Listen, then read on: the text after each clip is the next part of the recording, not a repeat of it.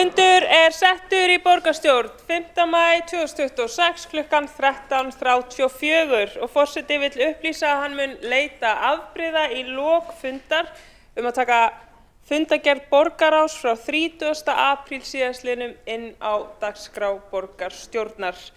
En þá tekið fyrir fyrsta mál á útsendri dagskrá og mælendaskrá verður birt. Hún var slembi valin og tekur þá til máls Heiða Björg Hilmisdóttir, borgarstjóri.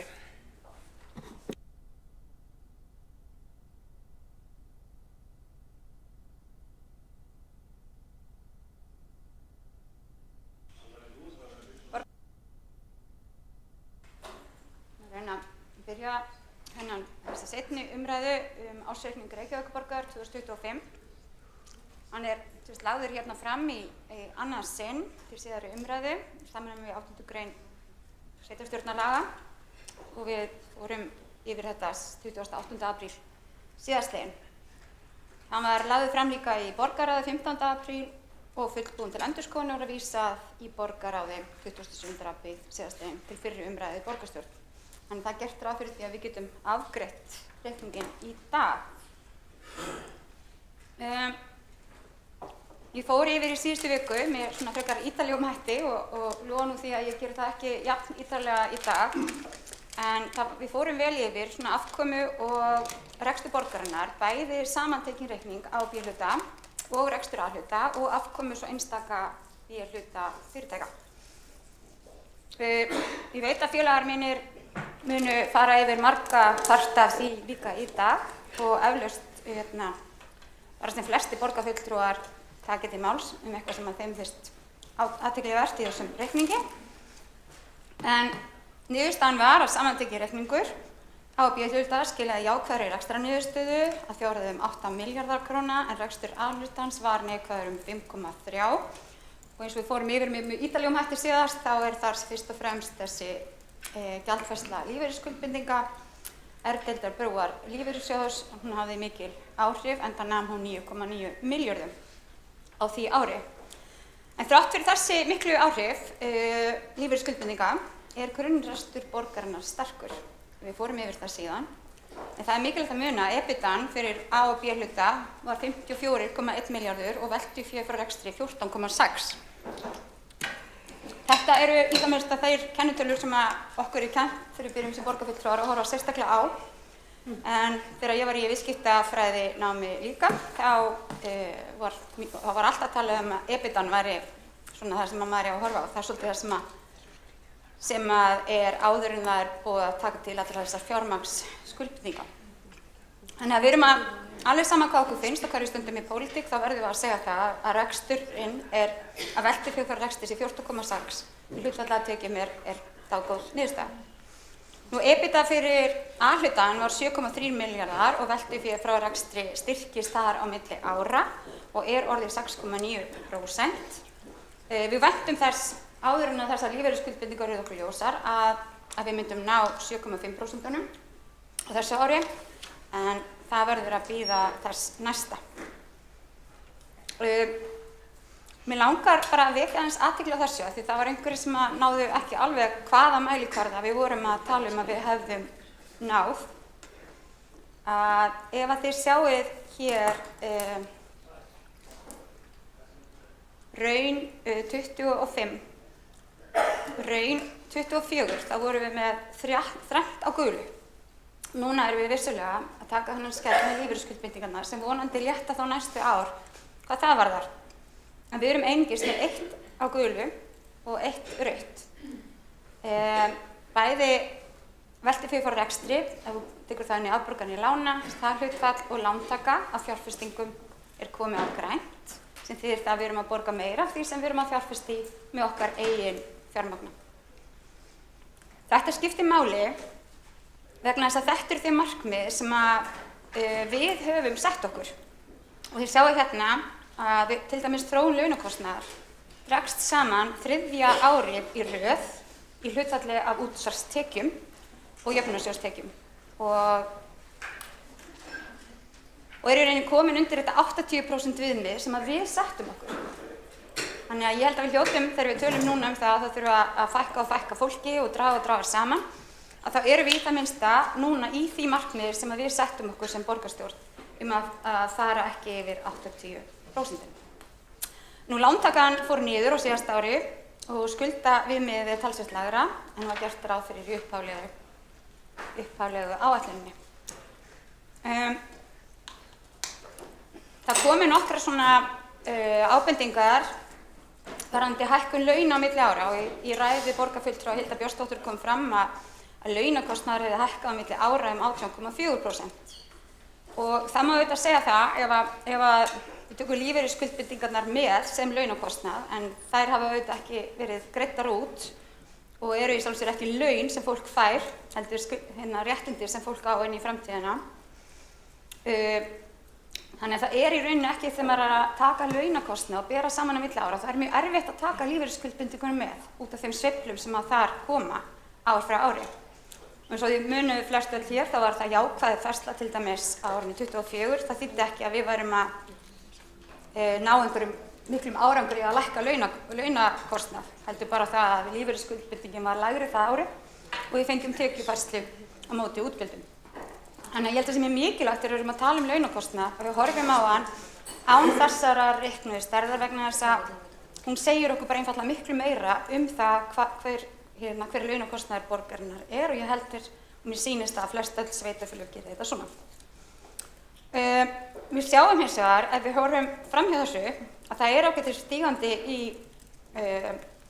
afkomu A-hluta borgarsjóðs eins og bláa súlan ber merki og það umtalsverður viðsnúningur á þessu kjörtímabili og því ber að fagna og það auðvitað ekki bara þessi meirihluti sem hefur unnið að því, heldur auðvitað öll borgarstjórn en ekki síður fyrir meirihluti sem að þurft að taka margar erfiðar ákvarðanir í fyrrihluta kjörtímabils og við sjáum að við erum að ná svona ákveðnum stígandi og ef ekki hefði komið til þessi sterka lífeyrisskuldbinding núna þá væri það ennþá sýnilega, getum við sagt.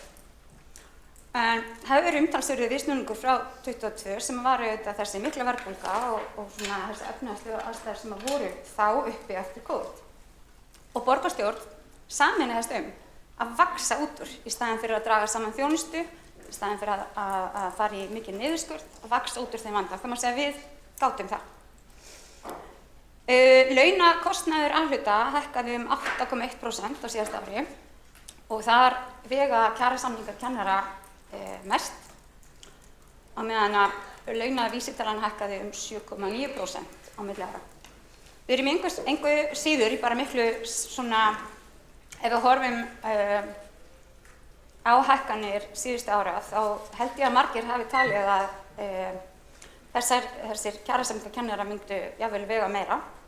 En það var auðvitað farið í ákveðnar aðgerðir á móti og við sjáum að ef við berum launagjöld A-hluta Reykjavíkurborgar saman við launavísitöluna síðustu 4 árin þá hún svona almennt aðeins undir þessari almennu launaþróun. Þannig að má segja að þetta núna sé það kannski svolítið að kennarar hafi haft eitthvað til síns máls að þarna væri komin tími til þess að leiðrétta þeirra laun og þó að við tökum það stóra skref í síðasta ári þá förum við ekki langt yfir þá launavísitölu og ættum í rauninni ekki að vera að fara að taka annað slíkt stórt skref nema svo ólíklega vilji til að ríkisstjórnin ná ekki utanum efnahagsmálin og allt fær í báli brandinn í haust sem við skulum vona að gerist ekki.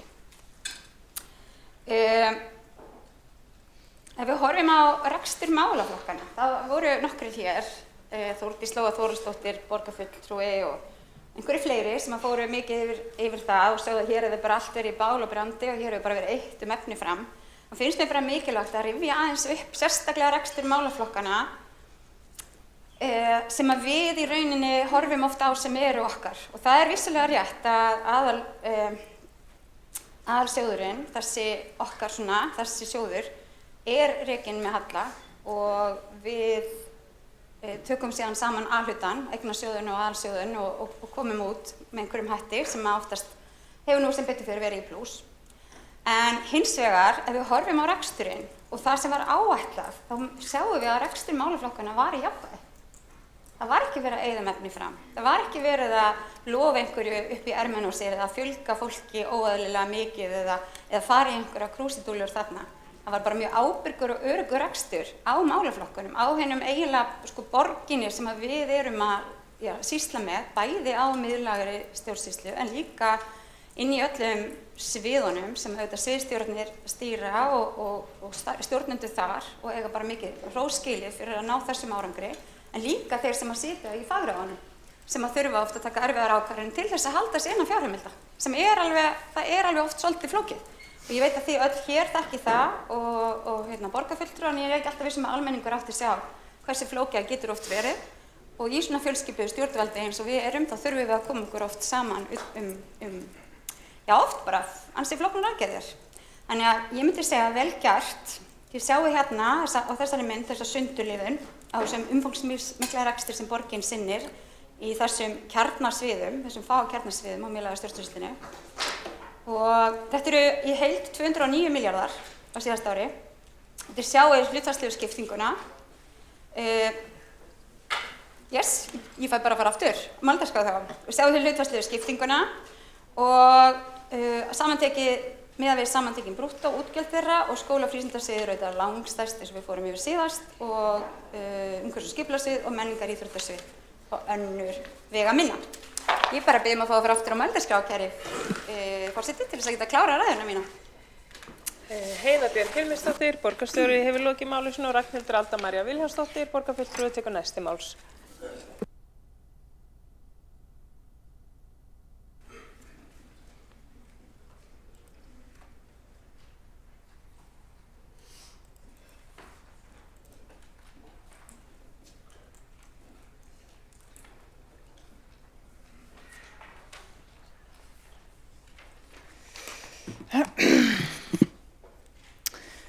Virðulegi forseti og ágæta borgarstjórn.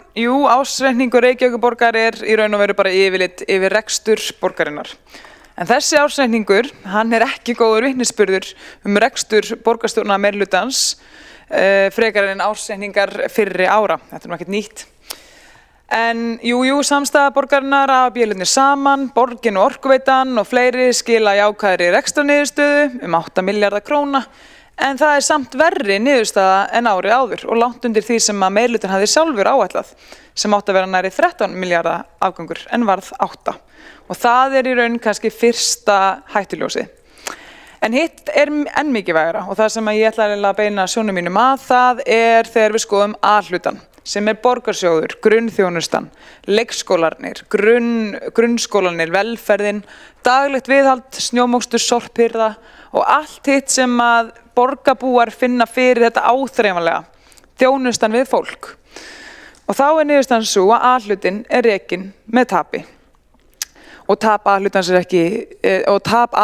árið 2005 eru 5,3 milljarðar króna. Og það ekki bara smáhalli, það stórt frávik.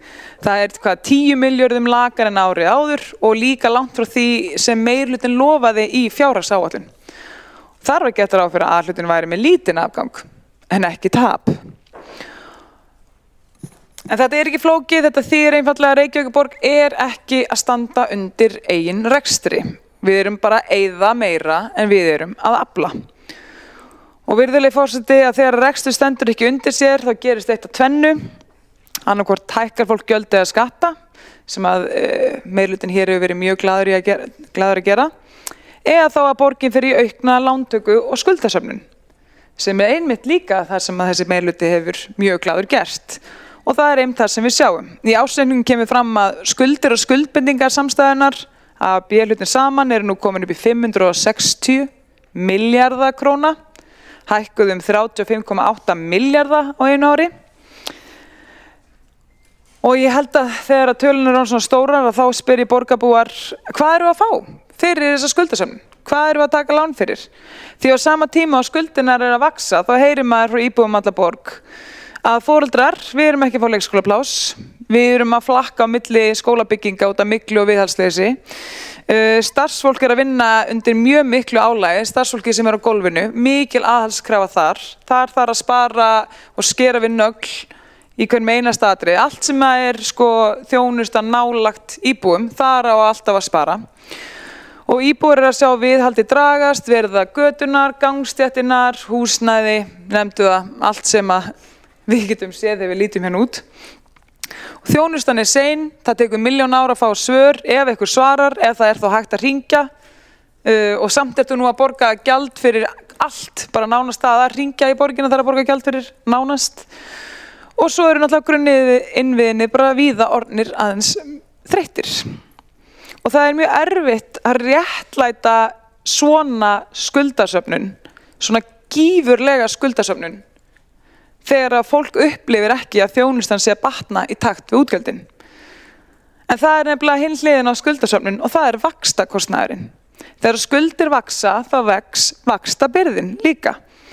Og í skýrslu fjármálasviðs með ársreikningi kemur fram að fjármagnsliður samstæðuna sé neikvæður 22 milljarða króna. Og vaxtagjöld og verðbætur nema 27 milljörðum króna. Þetta eru peningar, tugir milljarða, sem eru ekki að fara í leikskóla, ekki að fara í götur, ekki að fara í íþróttahús, ekki að fara í félagslega þjónustu. Þetta eru bara peningar sem eru að fara í það að halda skuldunum gangandi, halda skuldasöfnuninni gangandi, skuldakerfinu. Og þetta er bara vond þróun, vægast sagt. Því sem meira sem fer í vexti, því minna fyrir þjónustu. Virðulegi forseti, það er líka vert að nefna að rekstrargjöld borgarinnar eru að hækka hraðar en tekjur. Rekstrargjöld án afskrift að hækka 11,7 milljarða á milli ára. Við erum sem sagt að keyra kostnaðinn upp hraðar en við erum að byggja upp tekjugrunninn, eins og sagt er. Og jú, þar vegur þungt að það er launakostnaður og skuldbindingar. Og hér var vikið að lífeyrisskuldbindingunum, sem var gjaldfært upp á 9,9 milljarða og er 3,2 yfir áætlun og þetta er svolítið áhugavert að hlusta hérna á ræður núna og seinast þar sem að því ég man eftir þegar ég satt minn fyrsta fund í borgarráði þá brá mér yfir þessu lífeyrisskuldbindingum og þá var fyrrverandi borgarstjóri Samfylkingarinnar með ýmsar útskýringar og það er aldrei neitt að þessum lífeyrisskuldbindingum þegar að það er sveiflast í rétta átt en auðvitað þarf að útskýra máli þegar það er sveiflast í vitlausa átt sko. En þó er það þannig að þetta er ekki útgjöld sem við veljum í klassískum skilningi en þetta eru samt útgjöld sem að borgin þarf að geta staðið undir. Það er samt þannig. Og það er bara mat okkar sjálfstæðismanna og hefur bara verið eitthvað sem kannski gömul saga og ný en aldrei eða sjaldan er góð vís og oft kveðin. Það er ekki, það er bara ákveðið ábyrgðarleysi að reka borg þannig að það verður að treysta á skuldsetningu. Að það verður að hlutinni að reddast með því að taka fleiri lán. Þegar reksturinn dugar ekki, það er ekki góður rekstur. Ég meina, það segir sig bara sjálft. Ef þú getur aldrei, þú veist, þú þarf alltaf að taka lán fyrir útgjöldunum, þá er allt í fokki.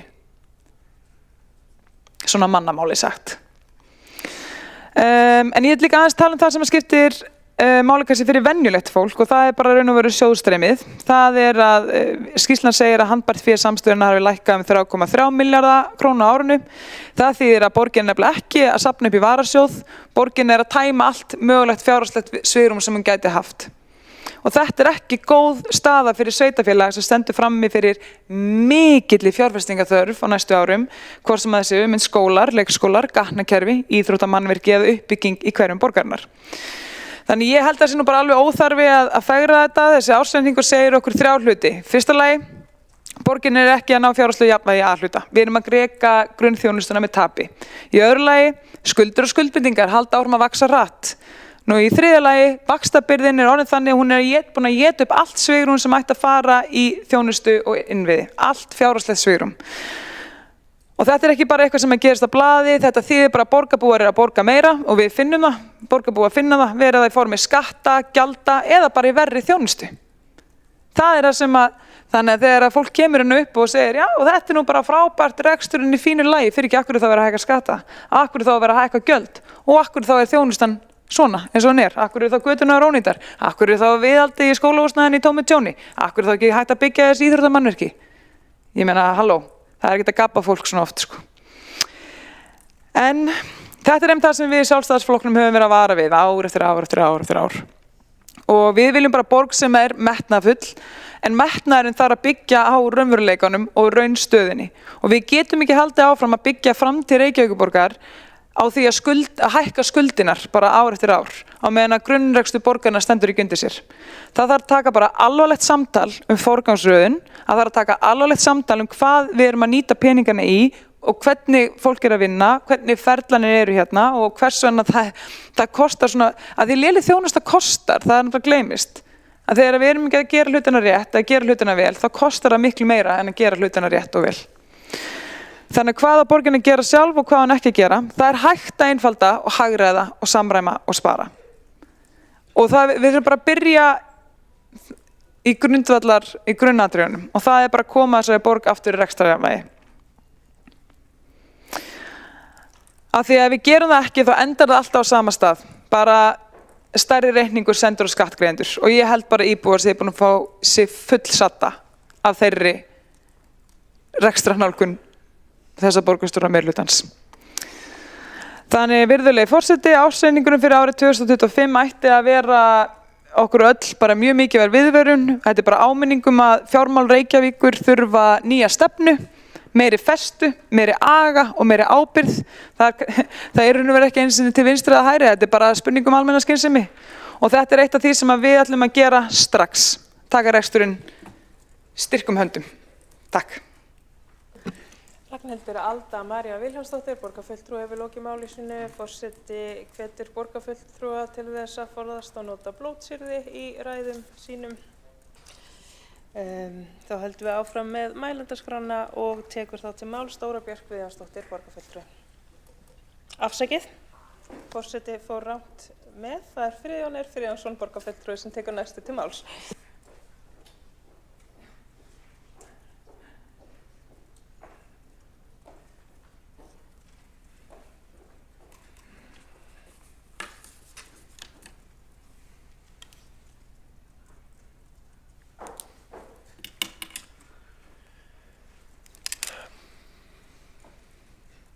Forseti,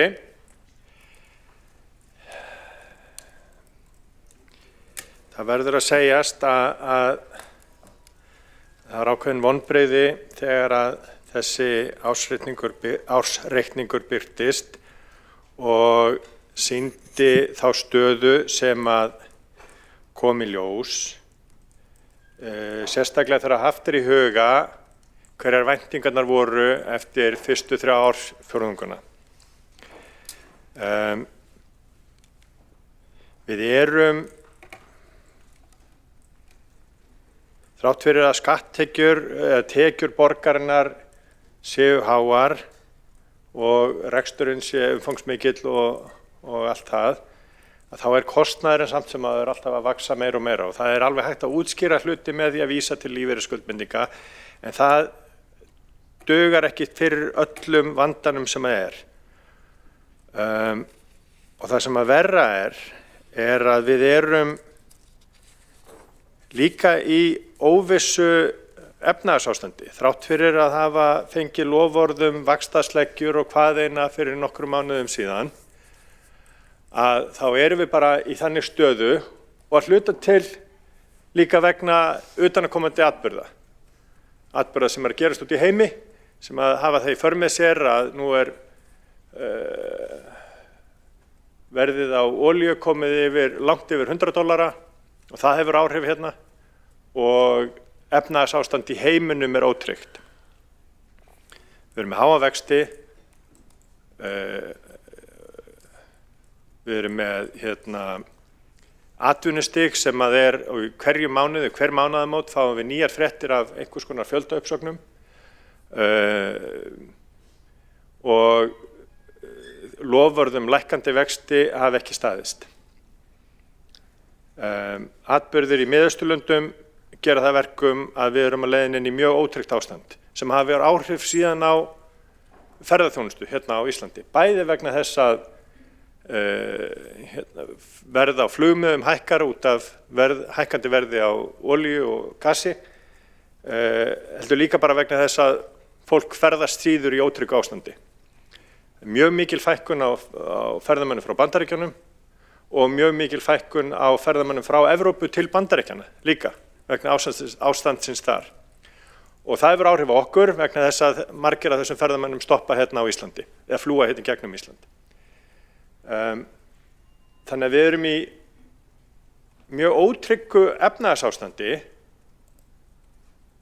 og eins og við höfum séð í fréttum undanfarna daga að þá eru blikur á lofti varðandi kjarasamninga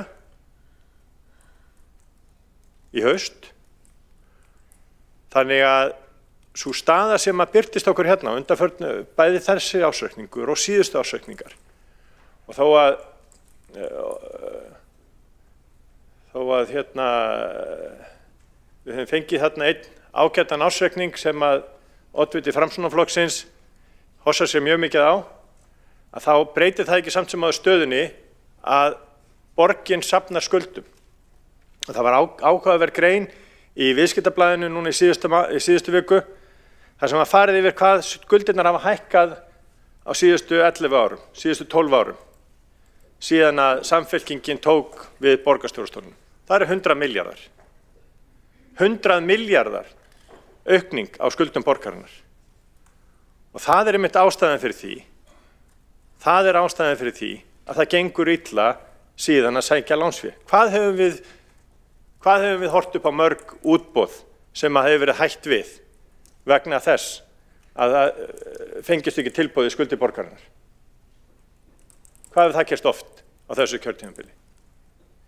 Staða borgarinnar er alvarleg, staða borg og staða efnahagsmála í landinu og í raun og veru í heiminum öllum, eða sérstaklega kannski hérna í Vestur-Evrópu, er alvarleg. Og fyrirhyggjuleysi og kæruleysi núverandi og síðustu meirihluta er eiginlega alveg skelfilegt og kallar á það að það verði farið í einhver viðbrögð á næsta kjörtímabili. Og það blasir við að það þarf að taka til í rekstri borgarinnar. Það blasir við að valdþreyta Samfylkingarinnar og fylgiflokka hennar hefur komið borgin í þannig stöðu að það þarf að taka til.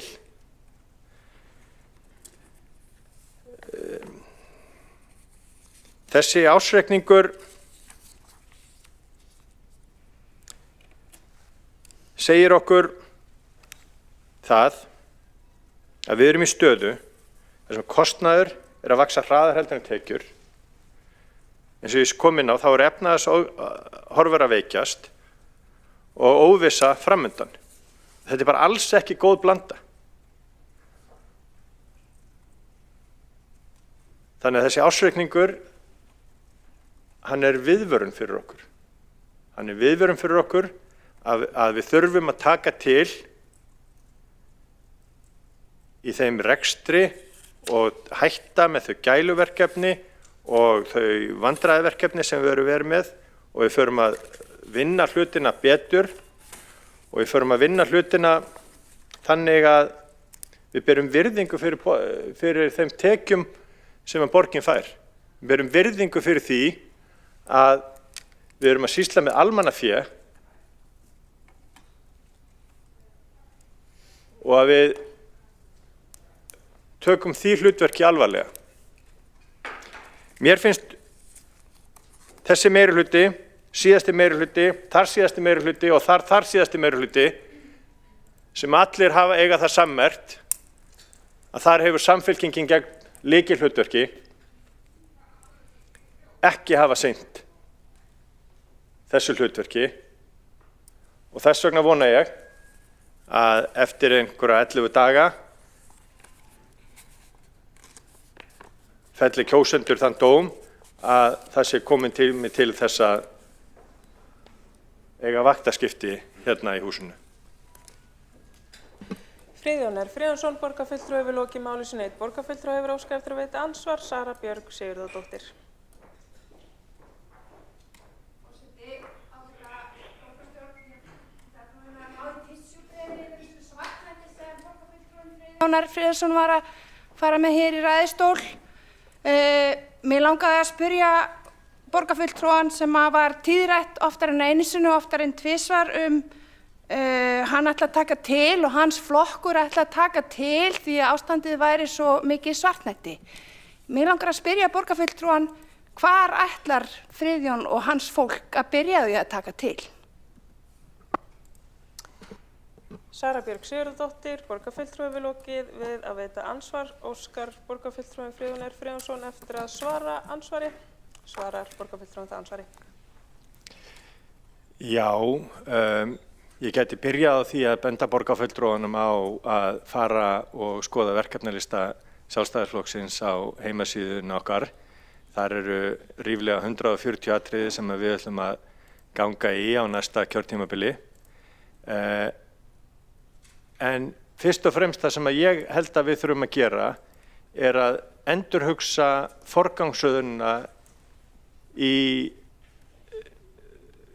þeim málaflokkum sem að borgin að verja peningum í og hætta að bruðla með peningana borgarinnar. Burt með bruðlið. Friðjón R. Friðjónsson, borgarfulltrúi við lokið við að svara ansvari og veitir ansvar öðru sinni. Sara Björg Sigurðardóttir, borgarfulltrúi. Bruðl, bákn, þetta allt svona orðræða sem hefur fallið úr munni sjálfstæðismanna í gegnum tíðina. Borgarfulltrúin svaraði ekki spurningunni minni og langar mig kannski að rifja upp í hans flokkstíð þegar sjálfstæðisflokkurinn réði lofum og lofum í fjármálaráðuneytinu, leiddi ríkisstjórn meðal annars, þá var eitthvað sem heitir Jöfnunarsjóður sveitarfélaga og þar undir þeirra hatti, með þeirra samþykki, hans flokkssystkina, hefur borgin orðið af tæpum 6 milljörðum á ári síðan 2019. Það þá framlagið til með börnum af erlendum uppruna sem mjög brýnt og aðkall og hefur verið leiðrétt að hluta til með núverandi ríkisstjórn, en eftir situr grunnskólaframlag sem enn hefur ekki verið leiðrétt. Þarna erum við að tala mjög háar fjárhæðir sem getur styrkt stöðu skólana í Reykjavík. Sara Björg Sigurðardóttir, borgarfulltrúi við lokið við að veita ansvar öðru sinni og svara þá ansvar öðru sinni. Friðjón R. Friðjónsson, borgarfulltrúi. Nú man ég, forseti, nú man ég ekki betur en svo að það hefur verið í tíð síðustu ríkisstjórnar sem að fyrstu breytingarnar urðu á framlaginu hjá Jöfnunarsjóði sveitarfélaga, en það breytir því ekki að grunnrekstur borgarinnar þarf að lagast. Það hægt að benda út í loftið, en núna í allar áttir og segja að þetta var einhverjum öðrum að kenna. En það allt saman bara einhverjar afsakanir. Samfylkingin hefur stýrt þessari borg og hefur ekki sniðið sér stakk eftir vexti og það gengur ekki að benda bara á einhvern annan í því efnum. Friðjón R. Friðjónsson, borgarfulltrúi við lokið við að svara ansvari öðru sinni, telst á ansvörum lokið undir þessari ræðu og Dóra Björk Guðjónsdóttir, borgarfulltrúi, tekur næst til máls.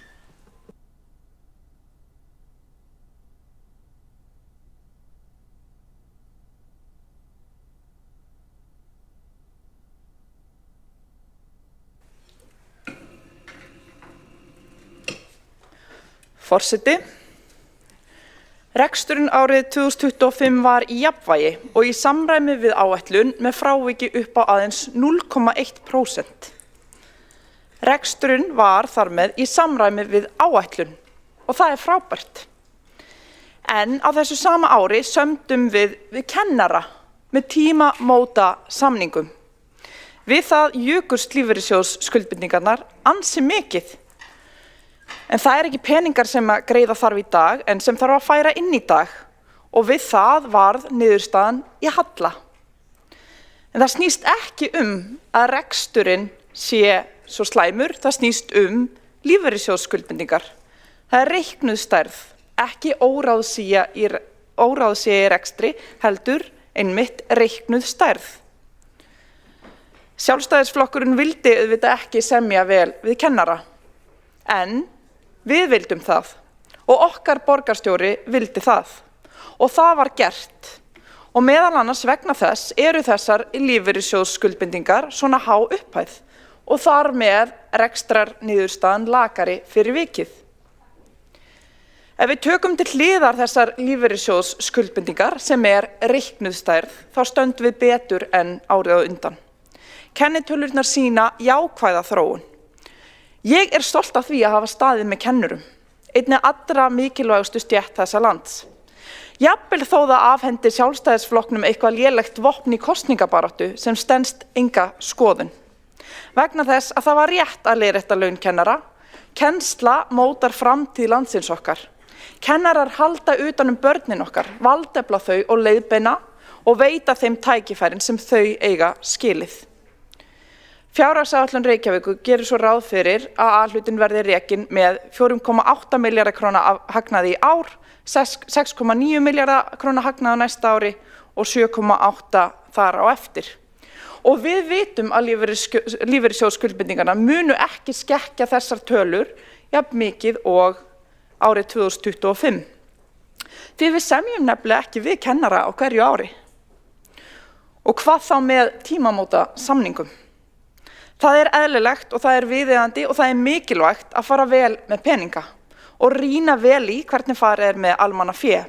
En niðurstaðan í þessum rekstri sýnir ekkert nema jákvæða þróun, sterkan grunnrekstur og jafnvægi í rekstri. Og svo háar lífeyrissjóðsskuldbindingar, sjokkerandi háar í raun. Reiknuð stærð sem vitnar góða kjarasamninga við kennara sem snúast að efla samfélagið okkar. Og ég stolt af því. Lífeyrissjóðsskuldbindingar sagði fulltrúi Sjálfstæðisflokksins bæjarstjórinn á Seltjarnarnesi nýverið í viðtali við Morgunblaðið með leyfi forseta. Okkur uppálagt að færa þetta inn sem rekstrartap sem það sannarlega ekki. Þannig það. Það segir fulltrúi Sjálfstæðisflokksins. Hljóði í þessum sali kannski öðruvísi, en það auðvelt að segja hvað sem þegar maður ekki við völd og maður ber enga ábyrgð. Þá getur maður talað á óábyrgan hátt og það þekkjum við vel í þessum sal. Og ekki vorum við að loka þessu gati með lóðasölu eins og kollegar Sjálfstæðisflokksins hafa gert í öðrum sveitarfélögum. Reykjavík seldi lóðir fyrir 60% af bókfærðum lífeyrisskuldbindingum, en í Kópavogi seldi bæjarstjóri Sjálfstæðisflokksins lóðir fyrir 4,7 milljörðum meira en áætlað var og meira en tvöfalt meira en sem nemur lífeyrissjóðsskuldbindingunum upp á 2,1 milljarð. Og þannig var þetta gat dekkað með lóðasölu. Það gerði Reykjavík ekki. Við erum að huga að gæðum og þróun lands á forsendum samfélagsins.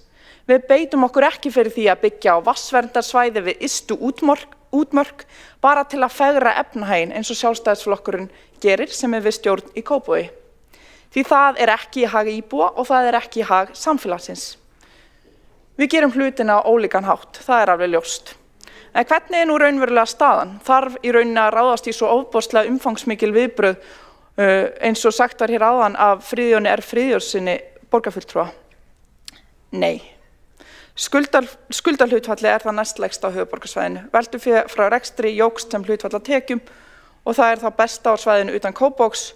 Skuldir á íbúa eru þær næstlægstu og veltufjárhlutfalli það langbesta. Og við vitum að þetta góða veltufé í Kópavogi, það borið uppi af barnafjölskyldum. Og hvernig hægt að hreykja sér af því? Fjölskyldur með leikskólabörn sem þurfa 40 klukkustunda vistun á leikskóla þurfa að greiða 450.000 krónum meira í Kópavogi en í Reykjavík. Það þarf frekar kannski að taka til annar staðar, eins og þar sem að Sjálfstæðisflokkurinn við völd, eins og jafnvel á Seltjarnarnesi, þar sem að mér fannst ótrúlegt að hlusta á bæjarstjóra Sjálfstæðisflokksins kvarta yfir því í útsendingu að hafa þurft að bæta við deild á leikskóla vegna þess að Reykjavík var ekki lengur að sjá íbúum Seltjarnarness nægilega vel fyrir dagvistunarúrræðum. Þau væru svo takmörkuð, skamm Reykjavík. Svona þetta nefnilega. Reykjavík ber ekki bara velferðina á bakinu, ber önnur sveitafélög á bakinu. Borgin hefur tekið 661 íbúð í gagnið hjá Bjargi fyrir tekjulægri fjölskyldur og þetta eru hópar sem að geta ekki keypt sér á markaði. Og við gerum þetta til að veita börnum og fjölskyldum öruggt skjól, til að veita börnum og fjölskyldum hugarró og öryggi á þess að þurfa að flytja sig setu og á þess að þurfa að flytja sig á milli skóla. Það skiptir rosalega miklu máli að það sé ekki stéttaskipting það að búa við öryggi og fyrirsjáanleika. Kópavogur hefur ekki tekið eina einustu íbúð í gagnið fyrir sama hóp. Og svo þetta óbóðslega stolt fólk sem vil taka hér við stjórn borgarinnar og hvað ætlaði að bjóða upp á? Þeim ætlaði að vera allavega að sýna ekki mikinn lit í þessum efnum og taka utan þann hóp sem að þarf sannarlega stuðning okkar. Í nýlegu viðtali var bæjarstjórinn í Kópavogi ekki minnsta skömmustuleg yfir þessari staðreynd. Vegna þess að markaðurinn eigi bara að ráða þessu. Börn tekjulegra fólk á að vera ofurselt markaðnum og það er svar Sjálfstæðisflokksins. Vegna þess að Sjálfstæðisflokknum er sama venjulegt fólk, tekjulegra fólk. Þau eru hér til að standa vörð efnafólk og þess vegna skiptir máli að halda þeim frá stjórn borgarinnar. Takk. Dóra Björk Guðjónsdóttir, borgarfulltrúi hefur lokið máli sínu og Alexandra Brím, borgarfulltrúi, tekur næst til máls.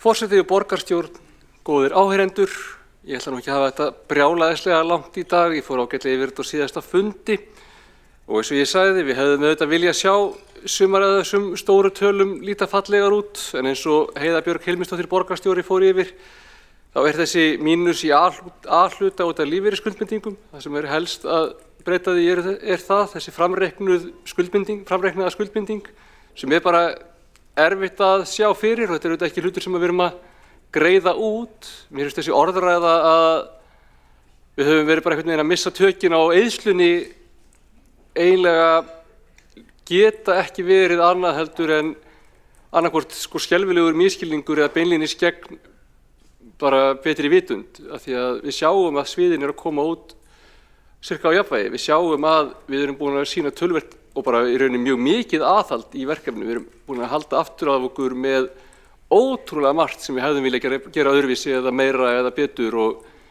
það er sárt. Það er margt sem við hefðum viljað setja meira púður í á þessum tíma sem við höfum haft. En við höfum upplifað bara mikla skyldu til þess að sýna ábyrgð og ég bara segi það samstarfsfólki mínu til tekna að ég veit að það hefur oft verið erfitt. Það er hérna fólk með mjög bara heita og brennandi hugsjón fyrir því að gera enn meira og betur og þá er ég ekki bara að tala Pírata, ég er líka bara að tala Samfylkingu og Sósíalista og Flokk fólksins og Vinstri græn og í rauninni bara Framsókn og jafnvel Sjálfstæðisflokkinn í einhverjum tilfellum og Viðreisn auðvitað. Þetta bara, það er margt sem við hefðum viljað gera meira með og við höfum verið að sýna aðhald vegna þess að við viljum líka skila ábyrgum rekstri og það hefur verið erfitt og oft sárt. Og það að það komi einhver framreiknuð lífeyrisskuldbindingarstærð sem að setur okkur í mínus þýðir ekki að okkur hafi ekki gengið vel. EBITDAn er góð, rekstur sviðanna er góður, afnotafyrirtækin eru góð, þetta er allt saman bara á góðum stað. Ég þoli ekki þessa orðræðu sem að sumir stjórnmálaflokkar halda fram bæði inn á við og út á við að allt sé í molum í rekstri sveitarfélagsins. Það grefur undan traustinu á okkur, það grefur undan bara borginni, það grefur undan markmiðum borgarinnar þegar það er bara svart á hvítu og hægt að sýna fram á það að reksturinn er bara fínn. Og stöðug orðræða annað getur bara einfaldlega haft áhrif á það að okkur bjóðast verri lánakostir eða færri fjárfestingarfyrirtæki eða starfsfólk vill síður vinna hjá okkur eða bara alls konar. Við erum endilega ósammála það hvernig við forgangsröðum og við erum ósammála það hvernig við notum peningana og við erum ósammála það hvaða útsvar við leggjum eða fasteignagjöld við setjum eða hvað. En reynum að standa saman þetta sameiginlega markmið sem okkur varðar öllum, sem rekstur borgarinnar, þjónusta við borgarbúana og að Reykvíkingar fái nú sem best fyrir sitt skattfé, fái einhvern veginn virði þess sem þau eru að leggja inn til okkar og það sé ekki verið að grafa undan svona heildarmarkmiðum borgarinnar þó svo að það gæti gerst að pólitískur andstæðingur fái eitthvað smá kredit fyrir það á endanum, með leyfi forseta afsakið orðbragðið. En jú, til að fara yfir nokkra hluti.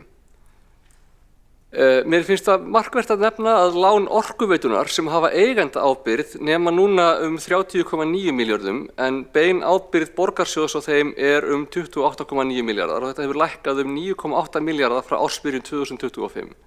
Og þetta mjög markvert. Orkuveitan hefur á síðustu árum unnið mjög markvíst í því að lækka hlutfall sinna skulda þar sem að eigendaábyrgð gildir og það hefur gengið mjög vel. Þetta voru langstærstu hluti lánasafns Orkuveitunar fyrir bara nokkrum árum og sérstaklega bara eftir hrun þegar þetta bjarga sér og þá kom inn risastór lán með eigendaábyrgð. Nú búið að vinna það allt saman niður. Mér finnst það risastórt og bara mjög mikilvægt. Við skulum ekki gleyma því. Stóri lánapakkin sem innan gæðslappa gæti fallið á borgarbúa orðið miklu minni heldur en hann var. Það líka alveg rétt sem kom fram í ræðu Friðjóns Friðjónssonar hérna áðan að skuldir borgarinnar hafa vaxið síðustu 10 árin. En mér finnst það óhæðilegt að stilla því upp sem bara einfaldri krónutöluhækkun sem tekur ekki mið af verðbólgu, fólksfjölgun, stækkandi tekjustofnum, vaxandi eignasafni. Langtíma skuldir Reykjavíkurborgar voru vissulega tæpir 40 milljarðar 2015 og eru 140,2 milljarðar í árslok 2025. Það bara satt. En fastafjármunir borgarinnar 2015 í A-hluta voru 136 milljarðar og 465 milljarðar samanlagt í A- og B-hluta, meðan árið 2025 var í A-hluta 236 milljarðar og 900 milljarðar í A- og B-hluta. Þetta tæp tvöföldun og bara óheiðalegt að láta eins og þetta sé ekki staðreynd. Skuldirnar hafa vaxið en það hafa eignir og tekjur líka gert. Rekstrartekjurnar hjá borginni árið 2015 voru 91 milljarður en eru 206 milljarðar í ár. Veltufé frá rekstri var árið 2015 rúmir 5 milljarðar en eru rúmir 14 milljarðar í ár. Næstum því þrefalt. Á þessum árum hefur líka verið verðbólga, bara fyrir utan allt annað. Jafnvel þó að rekstur borgarinnar hefði bara algjörlega staðið í stað. Þá hefði samt milljón í byrjun árs 2015 verið 1,5 milljónir 2025. En eins og ég fór yfir kannski síðast. Reksturinn mikilvægur. Þetta ekki bara rekstur. Við erum hérna líka fyrir hugsjón, við erum hérna líka til að veita þjónustu, við erum hérna líka til að vera skynsöm og það hvað við setjum fjárfestingu í getur líka verið bara skynsöm fjármála ákvörðun. Fjárfesting í mikilvægum innviðum fyrir borgarbúa eins og bara skólunum eða orkuinnviðum eða almenningssamgöngum eins og borgarlínu skilar sér í meiri gróða fyrir samfélagið til lengdar heldur en að gera það ekki og heldur en að það hefði gert að setja sömu peninga inn á bankabók eða heldur en að það hefði gert að lækka útsvar sem svarar sömu upphæðum. Ég trúi því allavega okkar hlutverk hérna að vinna þau verkefni sem að borga sig fyrir borgarbúa. Nýta sameiginlega sjóði borgarbúa skynsamlega til þess að gera hluti sem að auka lífsgæði, sem að auka heildarverðmæti borgarinnar, innviða hennar, þess sem að við notum öll til þess að halda lífum okkar og atvinnulífinu og öllu gangandi. Það snýst ekki bara það að skila flestum krónum í vasan. Fjárfesting í velferð getur skilað sér í minni kostnaði við velferð seinna. Fjárfesting í námi getur skilað sér í öflugra hagkerfi seinna. Fjárfesting í stafrænum innviðum skilar sér í lægri rekstrarkostnaði við þessa innviði seinna. Það ekki bara þannig að það að greiða niður lán dragi úr lánakostnaði seinna. Fjárfesting í skynsamlegum hlutum sem að spara okkur kostnað seinna líka fjárfesting. Mér finnst þetta bara mjög mikilvægt að halda þessu til haga. Og það sem við gerum hér, við erum ekki hérna til þess að vera endilega bestu hagfræðingarnir eða viðskiptafræðingarnir. Við erum með frábært fólk í vinnu við að vera rekstrarfræðingar og hagfræðingar og sérfræðingar í áhættustjórnun og sérfræðingar í rekstri. Við vissulega eigum að vera dómbæra á þá hluti, við eigum að skilja þá hluti, en við erum hérna til þess að ákveða hver er vilji borgarbúa. Úr þeim skynsamlegu kostum sem að starfsfólkið okkar stillir upp fyrir framan okkur, hvað viljum við eða hvað teljum við í okkar umboði sem fulltrúar borgarbúa raunar að sé það sem að borgarbúar vilji velja úr þeim kostum sem við höfum, innan marka þess fjármagns sem við höfum, þeirra laga sem við búum við, þeirra reglugerða sem að stýra því sem við gerum. Ég vil meina að í þessu samstarfi sem að við höfum verið núna síðasta árið og líka í samstarfinu þar á undan höfum við yfir það heila verið að taka góðar ákvarðanir. Við erum að fjárfesta alveg heilmikið, við erum að bæta líf borgarbúa, við erum að bæta þjónustuna, við erum að passa upp á mannréttindi, við erum að passa upp á lýðræði, við erum að passa upp á samráðið, við erum að byggja betri borg, við erum ekki bara einhvern veginn að halda öllu í lágmarki og einhvern veginn gera sem minnst vegna þess að við teljum að það eina sem að sveitarfélagi eigi að gera sé að kveikja á ljósunum eða eitthvað svoleiðis. Ég trúi ekki á þetta lágmarksríki eða það að við eigum bara að sinna einhverju algjöru grundvallar þjónustu og skila restinni bara í lægra útsvari. Það ekki að mínu viti hlutverk borgar og sérstaklega ekki hlutverk höfuðborgar eða Reykjavíkurborgar. En nú eru að fara að koma kosningar. Við bara sjáum hvað kemur út úr þeim. Borgarbúar ráða þessu á endanum og ef að þeim finnst við hafa farið óskemmsanlega með fé, þetta ekki ákvarðanir sem þau eru ekki styðjandi, þá bara kemur það í ljós. En ég legg mín verk stolt í dóm borgarbúa. Alexandra Brím, borgarfulltrúi, verður lokið máli sínu og Skúli Helgason, borgarfulltrúi, tekur næstur til máls.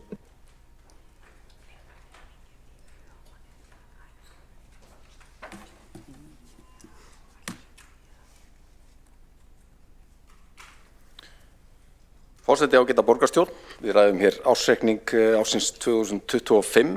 Ég langar að fara svona aðeins nokkrum orðum stóru myndina fyrst og færa mig síðan yfir í stöðuna í þeim málaflokki sem ég hef veitt forstöðu á kjörtímabilinu sem er menningar og íþróttaráð og svið.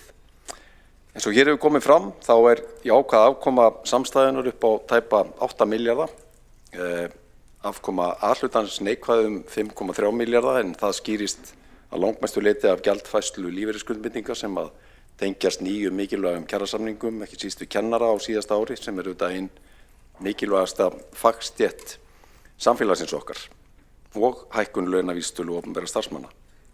Þegar ég skoða þennan ársreikning þá finnst mér eiginlega ein stærsta fréttin sem að kannski hefur ekkert mikið verið fjallað og svo sem gefur einna besta mynd af fjárhagsstöðu borgarinnar er að afkoma málaflokkana er í nær fullkomnu samræmi við fjárhagsáætlanir. Frávikið er hverfandi, aðeins 0,1% eða 191 milljón í hagkerfi sem að veltir 200.000 milljónum á hverju ári. Það er auðvitað ótrúlega góð niðurstaða sem sýnir okkur svart á hvítu að aðhaldi í fjármálum borgarinnar hefur sannarlega verið til staðar, bæði í yfirstjórninni, út á fagsjónum og alveg á gólf starfsstöðva alla borg. Þetta er mikið fagnaðarefni og mikilvægt að halda áfram á þessari leið. Þetta er ótrúlega góður árangur í fjármálastjórn sviðana og borgarinnar í heild. Ég vil líka benda á að hér að ræða stakkaskipti í rekstri málaflokkana miðað við næstu 2 ár þar á undan þegar stærsta sviði skóla- og frístundasvið var rekið með rúmlega 6 milljarða halla samanlagt, 3,5 milljörðum 2023 og 2,5 2024.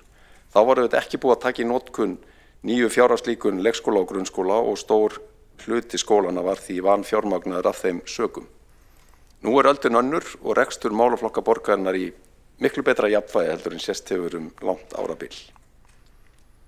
Það er líka ástæða til þess að fagna því að borgin er að draga saman varðandi langtíma lántökur. Þær voru í hæstu hæðum 2021 í þeirri lægð sem að rekstur borgarinnar mætti í miðum heimsfaraldri, en frá þeim tíma hefur hlutfall lántöku af fjárfestingum lækkað úr 125% í 61% í fyrra og er 2025 fyrsta árið þar sem að lántöku hlutfallið fer niður fyrir 70% frá árinu 2019. Það er líka ánægjuefni að tekin ný langtímalán lækka 3 milljarða milli ára og hafa þá lækkað á hverju einasta ári allt kjörtímabilið úr 23 milljörðum 2021 í rúma 13 milljarða í fyrra. Afkoman í stórum dráttum í samræmi við markmið fjármálastefnunar og mælikvarðar flestir á grænu, þar með talið veltufé frá rekstri sem hækkar úr 6,3% í 6,9% milli ára. Launahlutfallið lækkar milli ára í 78,5%, skuldaviðmið stendur í 80% og hækkar vissulega 2 stig en vel undir 100% markmiði fjármálastefnunar. Nú, ef við færum yfir í stöðuna á menningar- og íþróttasviði og kannski svona árangurinn á síðustu misserum, þá niðurstaðan sú að nettó útgjöld sviðsins voru tæpur 21 milljarður sem var 79 milljónum eða 0,38% yfir áætlun. Einstakir liðir ýmist hækkaði að lækka, rekstur safna var tæpum 80 milljónum yfir áætlun, hitthúsið 44 milljónum, sundlauga 26, en síðan aðrir vegamiklir liðir eins og Íþróttaborgin og yfirstjórnin 47 milljónir undir áætlun hvort sig. Niðurstaðan fyrir sviðið í heild sem sagt tæplega 0,4% yfir áætlun sem verður að teljast ásættanlegt borið saman við horfurnar á fyrri hluta árs þegar stemdi í alltaf 450 milljóna króna halla á sviðinu. Ef við förum aðeins yfir svona það sem að hæst hefur borið í þessum málaflokkum, þá vil ég nefna hækkun styrkja í 3 áföngum til grasrótarinnar í menningarmálunum, sjálfstæðra aðila og hópa í menningargeiranum, en þar höfðu framlögin rýrnað næstu 7 árin á undan í mikilli verðbólgu. Efling starfsemi Tjarnarbíós, Bíóparadísar, Nýlistasafnsins, Kling og Bang með auknum fjárveitingum í nýjum samningum, auki fjármagn til listaverkakaupa samtíma listamanna hjá Listasafni Reykjavíkur eftir rýrnun árin þar á undan.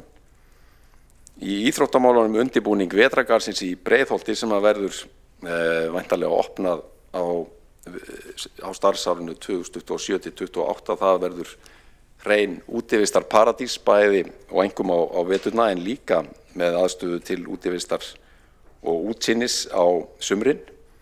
Áframhaldandi bætt nýting á frístundastyrknum og það sérstakt gleðiefni að nýtingin hefur aukist í því hverfi þar sem að þáttakan hefur verið hvað minnst, hækkað 8% í Efra Breiðholti og það til viðbótar nýfarið að staða Breiðholtsverkefnið Virkjun Breiðholt sem á enn frekar að auka þáttöku barna og ungmenna í því hverfi í íþróttum og öðru skipulögðu frístundastarfi.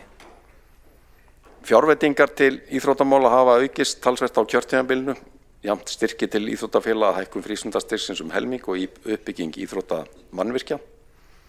En það sérstakt gleðiefni að núna á undanförnum mánuðum hefur verið gengið frá ákvörðunum í borgarráði sem að tryggja 5 öfstu verkefnin á forgangslista íþróttamannvirkja sem var unnin í miklu og góðu samráði, eru öll komin í skýran farveg fjármögnunar, hönnunar eða framkvæmda.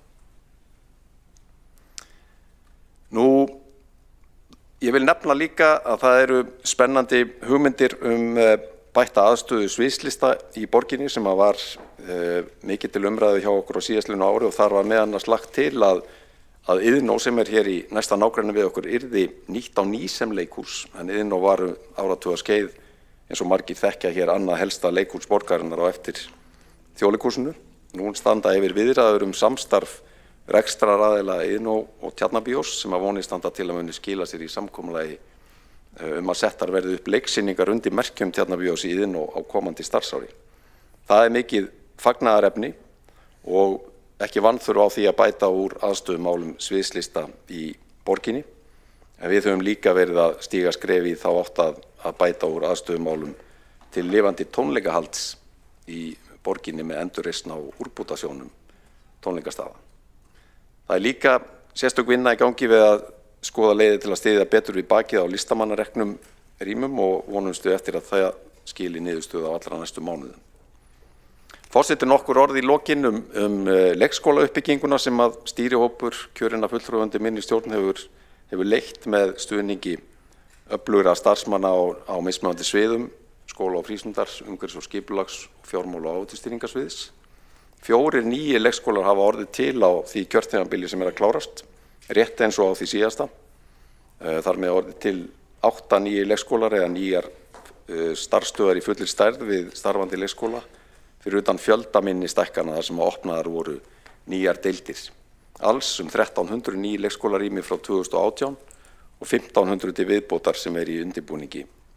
Mörg þeirra langt komin og þar svona næst okkur í tíma nýr glæsilegur leikskóli í Elliðaárdal sem að mun opna síðar á þessu ári og annar í Fossvogi á fyrstu mánuðum nýs árs.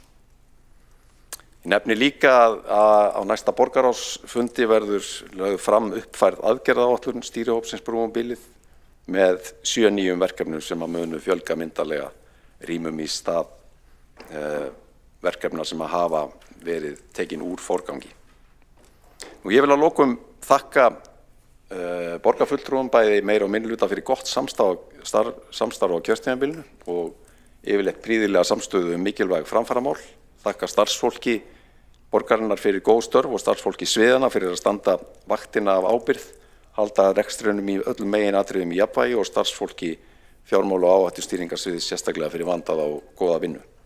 Reykjavík menningarborg, Reykjavík íþróttaborg, Reykjavík góð borg og vel rekin og það mikilvægur grunnur fyrir enn betra samfélagi í borginni. Skúli Helgason, borgarfulltrúi við lokið máli sínu og Þórdís Lóa Þórólfsdóttir, borgarfulltrúi tekur næst til máls.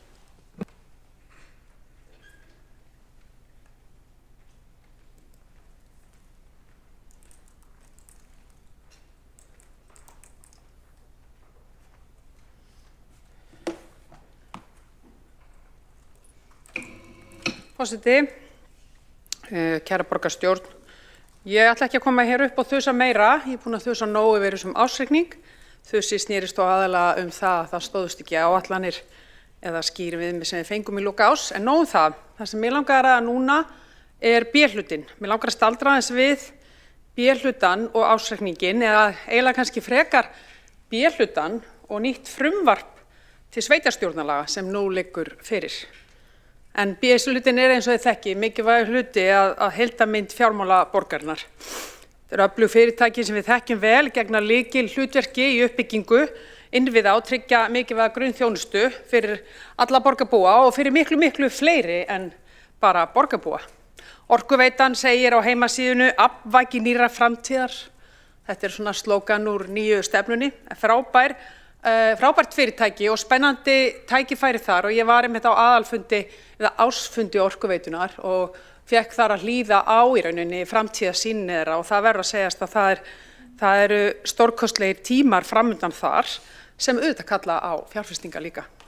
Öll dótturfélag Orkuveitunar með áhrifasvæði út allt land og ég hef nú tekið hérna almennt þus í þessum stól borgarstjórnarstól nákvæmlega umráðasvæði Orkuveitunar og ekki það að ég sjá eftir því að Orkuveitan sé að tryggja innviði út allt land, það rauninni bara austfirðir og vestfirðir, það sem, hvað maður að segja, svona áhrifasvæði Orkuveitunar ekki, en alls þar annars þær á landinu. En ástæðan fyrir því að ég verið að þusa hér það að þetta lendir allt saman í samstæðureikningi borgarinnar. Akranes, eðlilega, og borgarbyggðar reyndar og Akranes, hvað var Orkuveituna. Og þetta hef ég oft rætt hérna. Og það kannski þess vegna sem að mér finnst nýja frumvarpi til sveitarstjórnarlaga áhugavert. Faxaflóahafnir, þekkjum það, þau segja núna í nýrri stefnu við tengjum heiminn við Ísland, framsakið og skemmtilegt stef sem þar í gangi. Og nú að fara að opna seinna í þessum mánuði að opna nýja farþegaskiptamiðstöð, þannig að það sannlega búin að vera margra milljarða innviða uppbygging þar.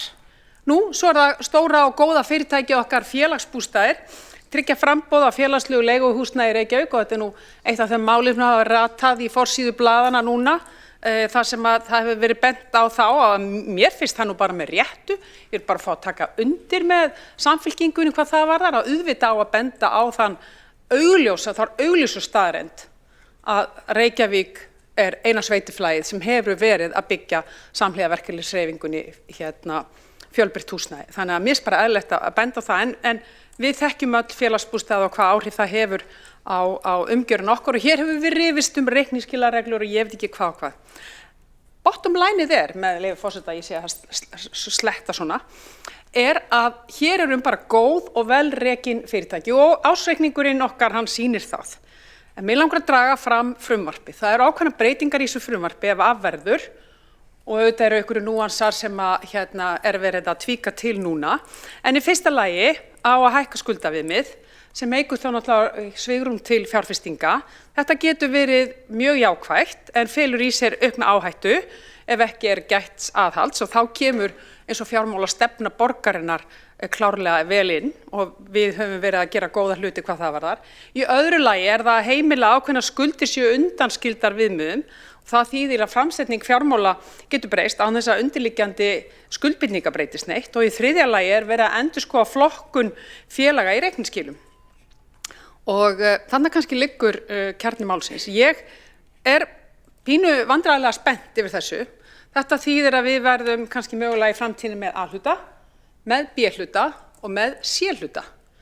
Og ekki það að ég geti nákvæmlega sagt hvernig það mun líta út því að ég hef ekki bara þær forsendur hér og nú. En þetta getur gjörbreytt samstæðureikning borgarinnar og mér finnst eðlilegt og ég hef alltaf verið þeirrar skoðunar og við höfum rætt þetta hér áður. Ég kann ekki þessa fjármála, tækni, lagfræði, lógík á bakvið þetta allt saman og allar síðast kann ég nú kannski ég með djúpþekkingu í þessum reikningsskilum en þetta skiptir máli fyrir okkur sem hér stöndum og berum dagsdaglega ábyrgð á samstæðureikning borgarinnar að við séum með heilbrigt umhverfi, við séum ekki hér í dramatískum ræðum skuldaviðmið og skuldahlutfall þegar það hefur með fyrirtæki að gera sem eru að byggja innviði út allt land. Og við talum nú ekki hér á stór svæðinu Hvítá til Hvítá. Þannig að ég nú bara vandræðalega spennt yfir þessu frumvarpi sem að ráðherra Flokks fólksins með. Ég fylgjandi því að við séum með opinbert eignarhald í innviðafyrirtækjunum okkar. En mér finnst eðlilegt að við skoðum dótturfyrirtækin reglulega, sérstaklega þau sem eru komin í opna samkeppni. Og ég bara fylgjandi því að við skoðum dreifðara eignarhald þar og þá ég ekki, takið eftir því hvað ég ekki að segja. Ég ekki að segja að selja Orkuveituna, ég ekki að segja að selja allt frá okkur og einkavæða allt.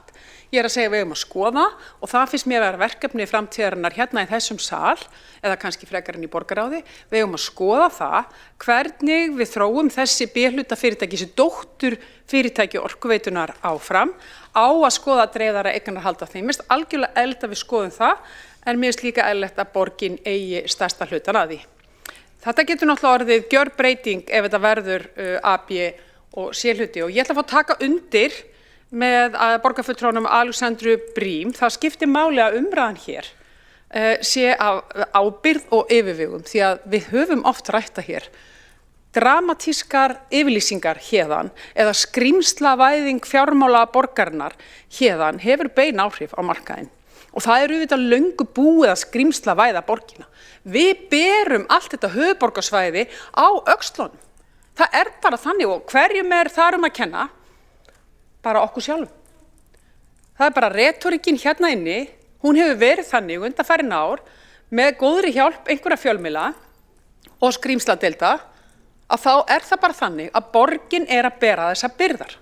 Og það ótrúlega áhugavert að fylgjast með því í gær í sjónvarpinu, þar sem verið að spurja át í, bæði var ég að hlusta á Kastljós hvað var það rannsókn eða könnun skulum við kalla það, hvaða svona ímynd ákveðin verkefni hafa og svo hins vegar umræðu samgöngumál. Og það segir það enginn, en það svo augljóst. 70% ánægja með þjónustu mögulega í Hafnarfirði eða Kópavogi en mjög lítil ánægja í borginni. Ef við værum að gera djúp þjónustukönnun sem við höfum gert, og hvað segja djúp þjónustukannunnar? Það segja að það mikil ánægja með þjónustunni hjá borginni. Það óánægja með að vera að bíða. Sannarlega, það rétt við að taka á því, en þegar það kemur að þau sem að fá þjónustu, aldrað fólk, fatlað fólk, foreldra barna í leikskóla, ánægð með þjónustuna. En í gær í sjónvarpinu, þá verið að spyrja viðhorf, og viðhorfið svo neikvætt, og við erum sjálf að svara þessu Reykvíkingar. Og af hverju við að láta glepjast að þessu? Mér finnst það ferlega súrt og ógeðslega sárt, verð ég að segja. Það svona enn og aftur, teki ég aftur undir með ástríðufullum borgarfulltrúa Alexander Briem sem hélt hér hjartnæmaræðu á síðasta borgarstjórnarfundri og tjáði ást sína til borgarinnar ef ég man rétt, þá bara tek ég undir það. Við eigum að passa hvað við segjum. Við eigum að sýna ábyrgð, við eigum sannarlega að skilmast einna pólitískt, við eigum að vera beitt og við eigum að gagnrýna, það er bara eðlilegt. En við verðum að passa orðræðin okkar og ég hvet ykkur til góðra dáða núna í þessari lokaskrifum kosningabaráttunnar. Við erum hérna með ársreikning sem er staðreynd. Hún er bíómynd síðasta árs eins og ég fór yfir hérna á síðasta fundi. Við erum með framtíðina fyrir framan okkur. Við erum með ótrúlega spennandi B-hlutafyrirtæki sem er margt að gerast. Ég vil hvetja ykkur til dáða að tala fjármál borgarinnar upp. Við erum þó nánast með fáum sveitafélögum með öfluga fjármálastefnu með mælikvarða sem að borgarstjóri fór yfir hérna áðan sem að við erum alltaf með augun á og okkar góða fólk á fjármálasviði er þar fremst í flokki. Þannig að ég segi bara, þetta er glataður ársreikningur á A-hlutan. Mér finnst glatað að við skildum ekki ná áætlun. Ég ræddi það í dítil hérna síðast, ég ætla ekki að ræða það. Ég er ánægð með B-hlutan og ég er aðalega ánægð með það að það er alveg ótrúlega spennandi tækifæri framöndan fyrir þau sem verða hérna eftir kosningar að taka til hendinni og gera það af ábyrgð. Takk fyrir. Þórdís Lóa Þórólfsdóttir, borgarfulltrúi, hefur lokið máli sínu. Forseti minnir á að forseti getur ekki gefið leyfi fyrir enskuslettum. Tekur þá til máls borgarfulltrúi Magnús Davíð Norðdal. Fulltrúin fellur frá orðinu og þá tekur til máls borgarfulltrúin Einar Sveinbjörn Guðmundsson.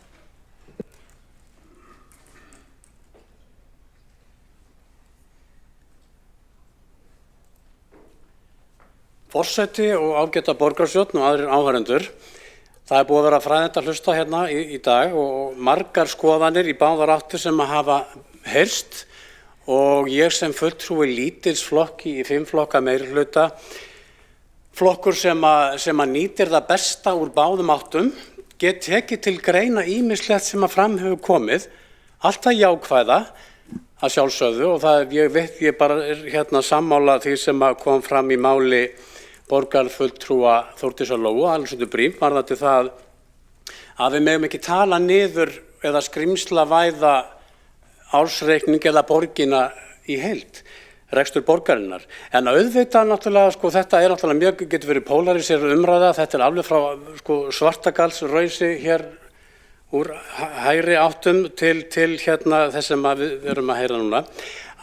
En það breytir því ekki að rekstur borgar er ekkert ósvipað náttúrulega rekstur fyrirtækis, stórs fyrirtækis og stórt fyrirtæki hlýtur að þurfa að hafa þá ábyrgð að endurskoða sinn rekstur árlega til þess að athuga hvar má gera betur og hvernig má snúa rekstrinum í þá átt sem að nýtist best fyrirtækjunu hverju sinni miðað við bæði aðstæður innanlands sem erlendis eins og við komum fram hérna áðan.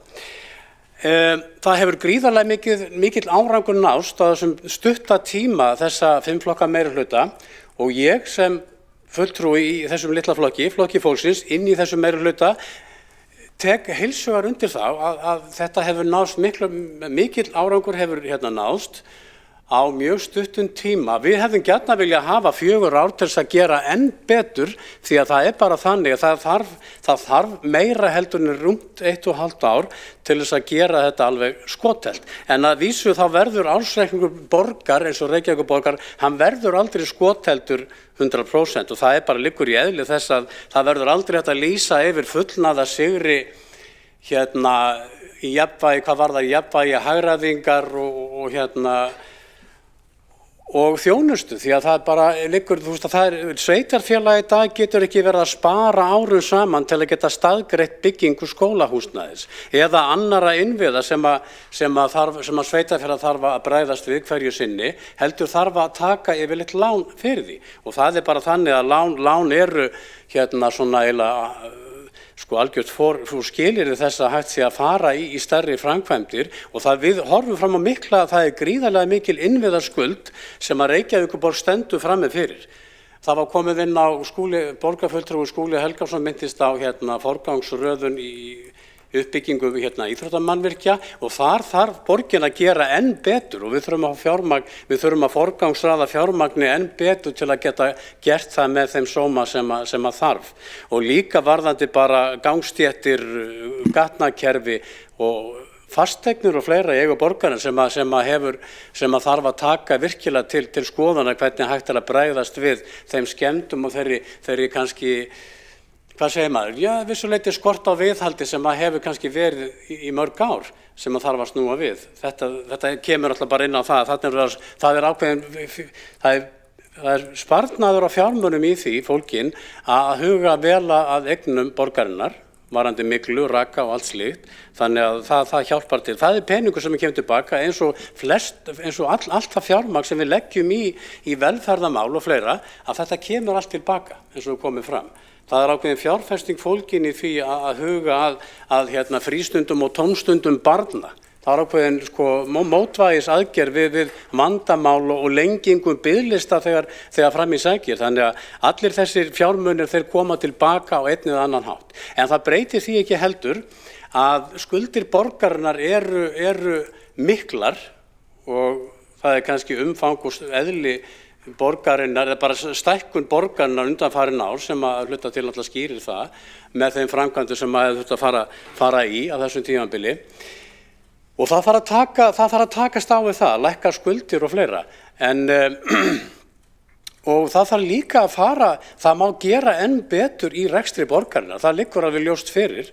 Það þarf að skoða enn betur varðandi ákveðna hagræðingu. Það má skoða sameiningu skrifstofa. Það þarf að gera ýmislegt á hverju ári, hver meirihluti hverju sinni þarf að hafa það í huga að þetta er ekki stjórnsýsla borgarinnar sem hefur haft tilhneigingu til að þenjast út, að það þarf að skoða hana reglulega og endurmeta eins og ég sagði áðan miðað við aðstæðu hverju sinni.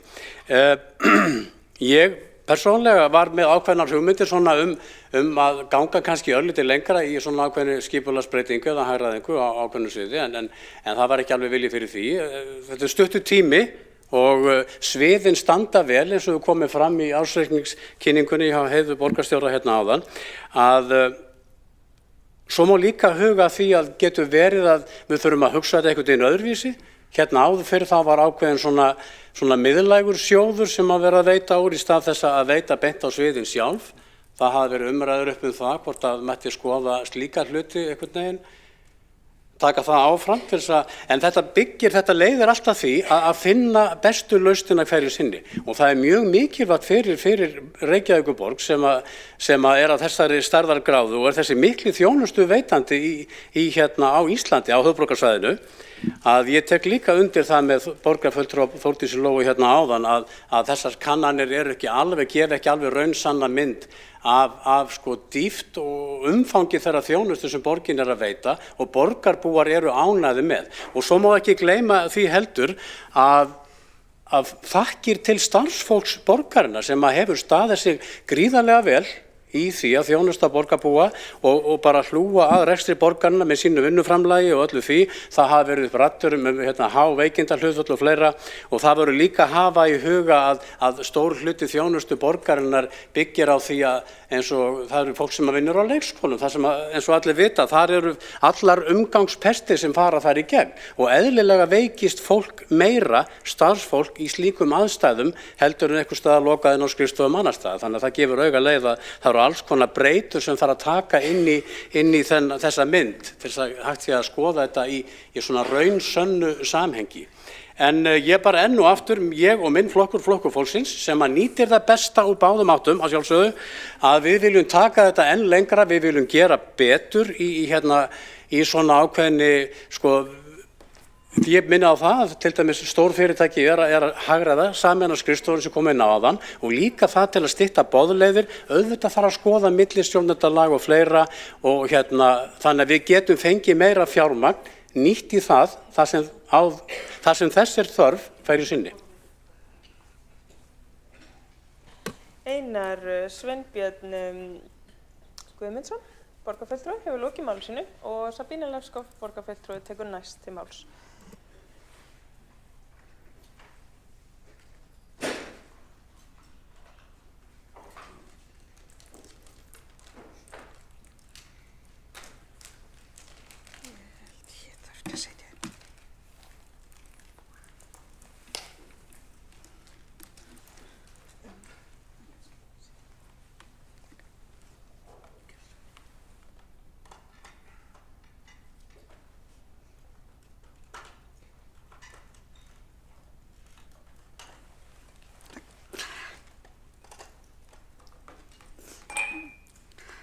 Forseti, hér hefur verið farið ítarlega yfir það sem stendur að bak við þennan ásreikning. Við erum farið yfir okkur sé uppálagt að færa lífeyriskuldbindinga eins og rekstrartap, en maður sagt hans aðeins í umræðinu út af við að við heyra meira málefnalega umfjöllun það. En umræðin sem við þurfum að taka hér í dag, eins og við svo sannarlega, rekstur borgarinnar og það eru áherslur sem þessi meirihluti hefur skilgreind fyrir starfið okkar og það erum við stolt af því að hafa dregið vagnin í félagslega þjónustu, uppbyggingu á almenna félagslega húsnæði, menningu og fjölbreytileika borg en nokkuð tíma fyrr. Ég var á síðasta ári og í þessu meirihluti gegnt embætti formanns mannréttindaráðs og ætla þess vegna aðeins að víkja að þeim hluta rekstrar borgarinnar. Það síendurtekið stef í aðdragandi kosninga að það þurfa að spara í rekstri Reykjavíkurborgar og það sem helst í umræðu nú fyrir sveitarstjórnarkosningar tillögur að best sé nú að loka mannréttindaskrifstofu Reykjavíkurborgar og það fjármagna og svo duga til að fjármagna göng og mislæg gatnamót alla borg, laga miklu vandan, leysa húsnæðisþörfin og byggja íþróttahallir.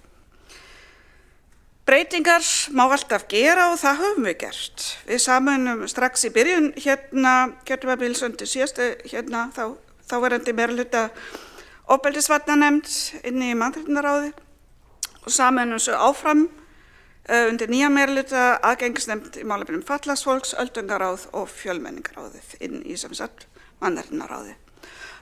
Sumum verkefnum var einnig frestað, það var ekki endurráð í stöður.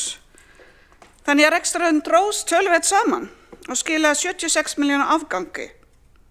Það sem eftir stendur og það raunveruleikinn hér sem mun blasa við þeim sem taka hér við eftir kosningar. Það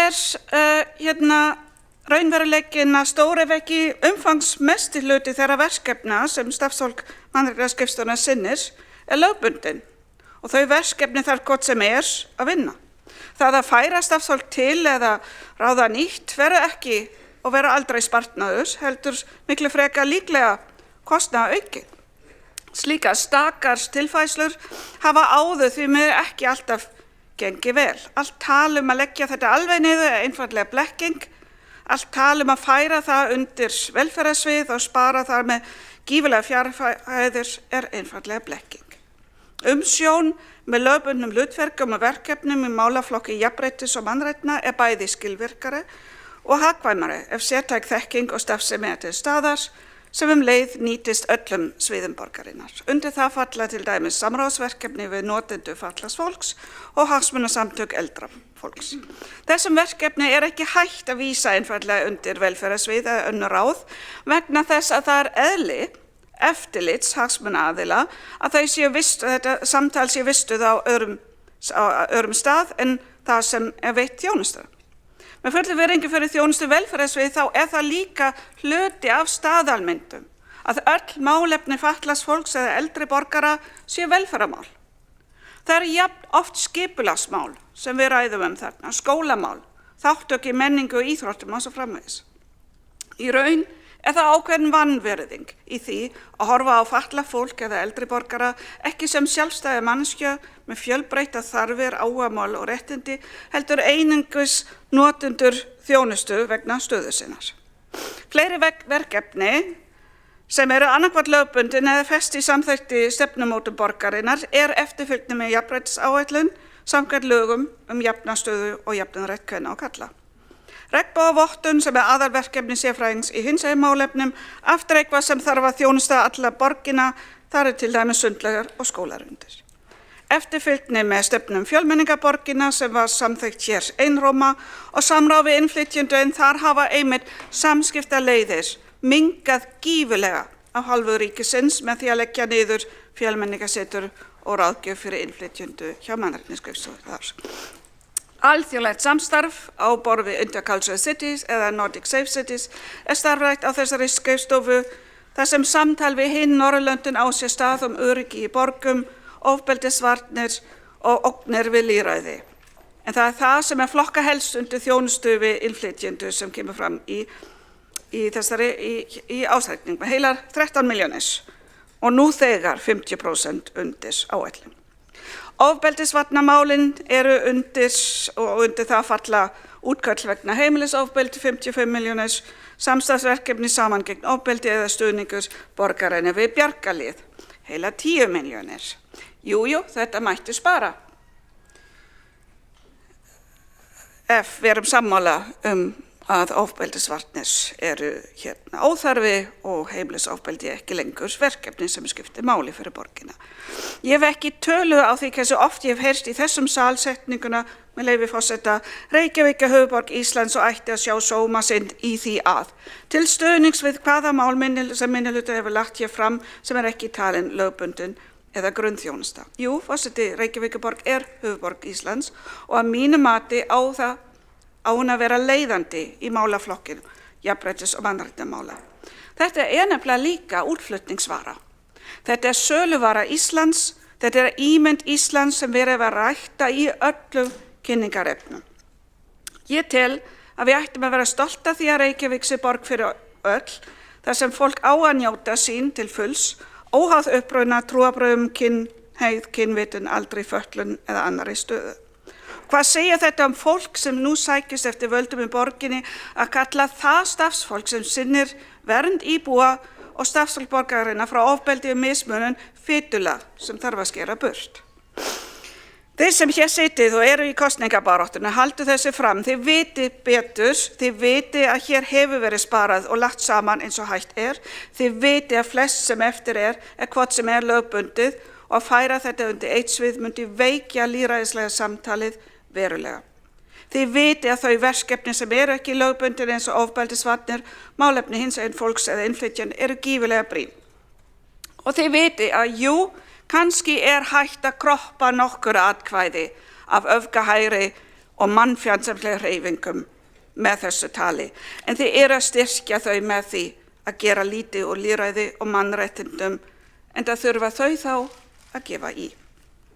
Helstu verkefni í þessu málaflokki sem ég vann að sem formaður mannréttindaráðs á síðustu ár var að vinna að ofbeldisvörnum barna, óþarf gæluverkefni, og svo fjölmenningarstefnan sem snýr að því að innflytja tilheyra borgarsamfélaginu, óþarf gæluverkefni. Þá nefni ég bara eitt á móti sem þið sem setja hér áfram megið velta aðeins fyrir ykkur.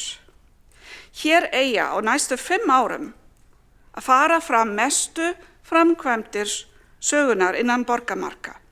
Samgöngusáttmáli, þjóðarhöll, húsnæðisuppbygging sem á sig enga líka. Áframhaldandi svimandi vöxtur í ferðaiðnaði.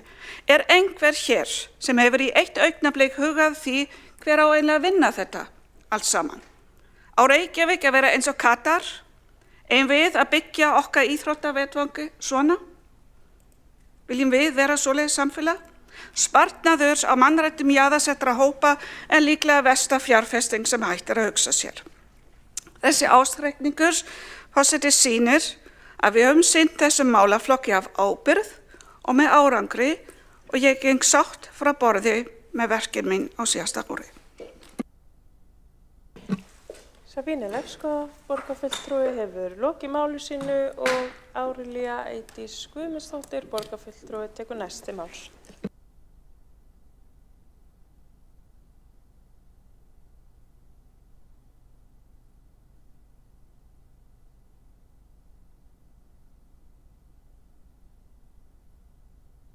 Góðu borgarfulltrúar. Nú ársreikningur sem við fjöllum hér er ekki aðeins uppgjör, heldur hann líka spegill á stefnu borgarinnar og leiðarvísir inn í framtíðina. Við þurfum að hafa það í huga, hann sýnir að þrátt fyrir ákveðin jákvæð teikn í heildar niðurstöðu á B-hlutans er rekstur A-hlutans undir þrýstingi. Á samans tíma stendur borgin á tímamótum, bæði hvað varðar þróun í tækni, samgöngum, húsnæðisuppbyggingu og breytingum á skólakerfinu hugsanlega, allavega vitum við að það er mikill þrýstingur. Og framtíðarsýn okkar hlýtur því að byggjast á því að tryggja sjálfbæran rekstur með skýrri forgangsröðun, þar sem við nýtum þessi tækifæri á ábyrgan hátt, verjum í grunnþjónustu og sköpum svigrúm til að mæta þörfum vaxandi borgar til lengri tíma. ég stend nú hér eftir 4 ár í þessari samferðalagi með ykkur og mun ekki því miður komast hér á fund aftur, þannig að mér langar til þess að þakka fyrir kynnin. Bæði vil ég byrja á því að þegar við erum hér að tala ársreikninginn að það framúrskarandi faglega starf sem að embættismenn borgarinnar sýna og bæði fjármálasviðið og önnur svið sem ég hef kynnst. Það hefur verið algjör forréttindi að fá að kynnast þessu flotta starfi. Ég hafði, af því það svo sem eðli máli samkvæmt, að þá ég háskólakennari og hafði náttúrulega einhverjar spurnir af því stjórnkerfi sem hér hjá borginni. En ég verð að segja að það kom mér svo skemmtilega á óvart hvað fagmennskan mikil í þeim störfum sem ég hef kynnt. Að við erum til forystu í landinu og til dæmis og ég nefni það svið sem ég þekki best og hef komið best að og það tengist ekki beint ársreikningi að þá það skóla og frístund, en mér langar kannski til þess að nefna það að það fólk sem vinnur þar, það í rauninni að leiða starfi í landinu, þess að ráðuneytið getur aldrei orðið jafn stórt faglega eins og það fagfólk og svo fagþekking sem verður til hjá borginni. Þannig að við þá embættismenn sem hér starfa, af því að það stundum talað að það þurfi að fækka. Oft það gert í einhvers konar stikkorðastíl og ekki þá farið yfir það hversu mikið borgin hefur stækkað, bætt við sig Garðabæ eins og við segjum stundum. Þannig að það hefur verið algjör forréttindi að fá að starfa með frábæru fagfólki sem ég hef kynnst í borginni. Nú við ykkur langar mig að segja að þetta svolítið svona eins og þegar nemendur mínir koma, þeim finnst alveg rosalega langur tími sem þau eiga að vera í námi. Ég segi alltaf við þig, tíminn fljótur að líða. Þessi 4 ár hafa verið ótrúlega fljót að líða. Og fyrir ykkur sem eru áfram og eru í kosningabaráttu núna, ég hvet til þess að í rauninni þá ekkert mjög mikill munur á okkur. Ég veit að þið eru að skerpa á mununum núna í kosningabaráttu, en við erum öll hér til að vinna í þágu borgarinnar og ég bið ykkur og bið fyrir því og ég treyst ykkur til þess að á næsta kjörtímabili sjáum við ekki aukna skautun í umræðinni. Við erum öll að gera okkar besta og ég veit að þið munu gera það áfram og ég svo þakklátt fyrir að hafa fengið að fá að kynnast ykkur öllum og það hefur verið mikill heiður. Þar með lýkur tölu minni ársreikning, þannig að og bara þakka ég kærlega fyrir mig. Árelía Eydís Guðmundsdóttir, borgarfulltrúi við lokið máli sínu og Hildur Björnsdóttir, borgarfulltrúi tekur næst til máls.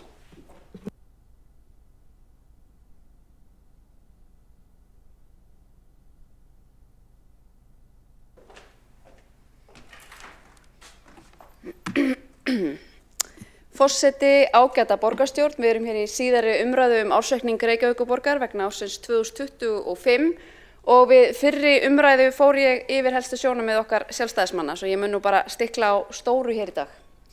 Það sem vekur auðvitað áhyggjur slæm áætlanagerð hér hjá borginni. En eins og ég fór yfir í fyrri ræðu minni að þá gerði útkomuspá ráð fyrir því að rekstrarniðurstaða borgarsjóðs yrði jákvæð sem nemur 346 milljónum króna. Það varð sveifla þegar ársreikningurinn kom í hús og enn meiri sveifla raunar eftir endurskoðun ársreiknings og við fyrri umræðu sýndi ég nú þá sanngirni sem ég ætla að sýna hér að hluti sveiflunar eru þessar lífeyrisskuldbindingar, hluti sveiflunar milli ára, þessar 10, eða má segja að 10 milljarðar sveiflan milli ára, skýrist af gjaldfærslu lífeyrisskuldbindinga, en líka sveifla milli útkomuspár og niðurstöðu að hluta til skýrð af lífeyrisskuldbindingu. Ég endurtek brýninguna sem ég kom með hér við fyrri umræðu að við reynum að finna leiðir til að bæta áætlanagerð hvað varðar þessar lífeyrisskuldbindingar. Það mér vont þegar þær koma svona aftan að okkur. Nú en þar ekki öll sagan sögð vegna þess að það urðu líka breytingar milli þess sem að reikningur var endurskoðaður. Gjaldfærsla lífeyrisskuldbindinga, breytingin frá útkomuspá og að endanlegum ársreikningi sveiflaði reikningnum 3,2 milljarða en þá stóðu eftir 2,4 milljarðar óútskýrðir.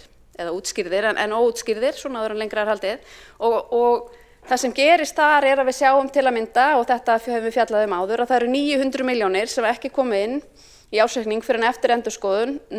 Helmingur er vegna bílastæða Húsnýs Landspítala og hinn helmingurinn snýr að Brákaborg. Máli sem auðvitað birtingamynd af þeim rekstri sem við höfum áhyggjur af. Verkefni sem við sjálfstæðismenn lýstum strax í upphafi miklum áhyggjum af. Þarna væri að ræða húsnæði sem hentaði illa fyrir leikskóla. Kostnaðaráætlun vegna verksins væri augljóslega mjög vanáætluð og allar okkar áhyggjur raungerðust. Og nú erum við þarna með leikskóla sem að engin börn eru inn í enn sem komið og verkefnið farið að slaga á 4 milljarð. Hér var líka fjallað það áðan að ég hef sagt fyrir ræðu minni að launakostnaður hafi aukist 18,4% milli ára. Ég sagði það og ég sagði líka í ræðu minni fyrir umræðu og það skýrðist auðvitað líka af þessum lífeyrisskuldbindingum. En það helst auðvitað í hendur þegar laun hækka þá hefur það áhrif á þessar lífeyrisskuldbindingar. En það sem við höfum auðvitað helst áhyggjur af þessi rekstrakostnaður. Og þessi vandi í rekstrinum sem við höfum alltaf bent á að ekki tekjuvandi, heldur útgjaldavandi. Nú, rekstrakostnaður jókst 13% milli ára og útgjöld voru að vaxa langt umfram tekjurnar. Þannig að útgjaldavöxturinn, hann er alltaf umfram tekjuvöxtin og þar nákvæmlega liggur vandinn. Nú, þegar við erum að tala vanda í rekstrinum, þá erum við að benda á að reksturinn er ekki sjálfbær. Og hvað þýðir að rekstur sé sjálfbær? Þá erum við að kalla eftir því að skatttekjur, útsvarstekjur, fasteignaskattstekjur, tekjur úr jöfnunarsjóði standi undir reglulegum útgjöldum borgarinnar. Þannig að þegar við erum að selja land, þegar við seljum byggingarétt, þá eiga þeir fjármunir auðvitað að renna inn í innviðafjárfestinguna í hverfunum sem ræðir og það hefur ekki verið gert og það er miður og synd að sjá hverfi eins og Vogabyggðina og Ártúnshöfðann þar sem búið er að innheimta heilan helling af innviðagjöldum. Það er búið að eyða þeim fjármunum og innviðir hafa ekki risið. Þetta verður verkefni nýs meirihluta að leysa úr þeim hnút. Þegar við berum saman rekstur Reykjavíkurborgar og annarra sveitarfélaga þarf við að taka líka inn í myndina að við erum í allt annarri stöðu en önnur sveitarfélög. Já, það er rétt, við tökum á okkur stærri hluta af félagslegum verkefnum heldur en önnur sveitarfélög, en við tökum líka arð út úr félaginu okkar Orkuveitunni, meiri arð en við sjálfstæðismenn teljum eðlilegt að gera og þar með er erfitt að bera þennan rekstur saman. En ef við tökum hins vegar út þessar arðgreiðslur sem við fáum en aðrir ekki og ef við tökum líka út úr myndinni byggingaréttargjöldin sem sveitarfélög innheimta, að þá er alveg ljóst að rekstur borgarinnar stendur verr en rekstur annarra sveitarfélaga. Að skatttekjur standa ekki undir útgjöldum. Það er það sem við höfum áhyggjur af og það er það sem við viljum laga. Nú, við teljum nauðsynlegt að koma böndum á rekstur borgarinnar strax og við höfum oft lýst yfir hvað það er sem við viljum gera í þeim efnum. Við viljum minnka yfirbygginguna, við viljum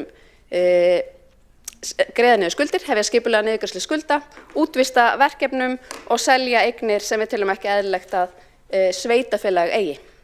Og hvað eignir erum að tala um? Við erum að tala um Malbikunarstöðina Höfða, við erum að tala um Ljósleiðarann og við erum að tala um Carbfix. Aðrar eignir teljum eðlilegt að borgin eigi og við teljum ekki rétt að borgin nýti Orkuveituna sem einhverja tekjutusku til að stappa hérna í rekstrargatið í borginni og á móti hækki gjöld á notendur. Það er stefna sem við viljum snúa við en við köllum eftir ábyrgum og sjálfbærum rekstri og erum reiðubúin í verkefnið. Hildur Björnsdóttir, borgarfulltrúi við loki máli sínu. Borgarfulltrúi hefur óskað eftir að veita andsvar. Alexandra Brím.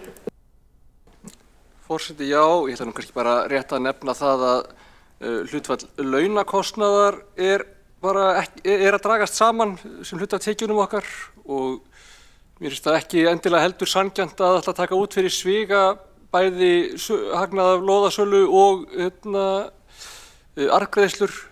Vissulega eru það aðstæður sem við höfum sem ekki öll önnur sveitarfélög hafa en ég held að öll sveitarfélög sem það geta og ekki síst sveitarfélög sem stýrtir af Sjálfstæðisflokknum hafa verið að ná inn tekjum með því að selja lóðir þar sem þau geta.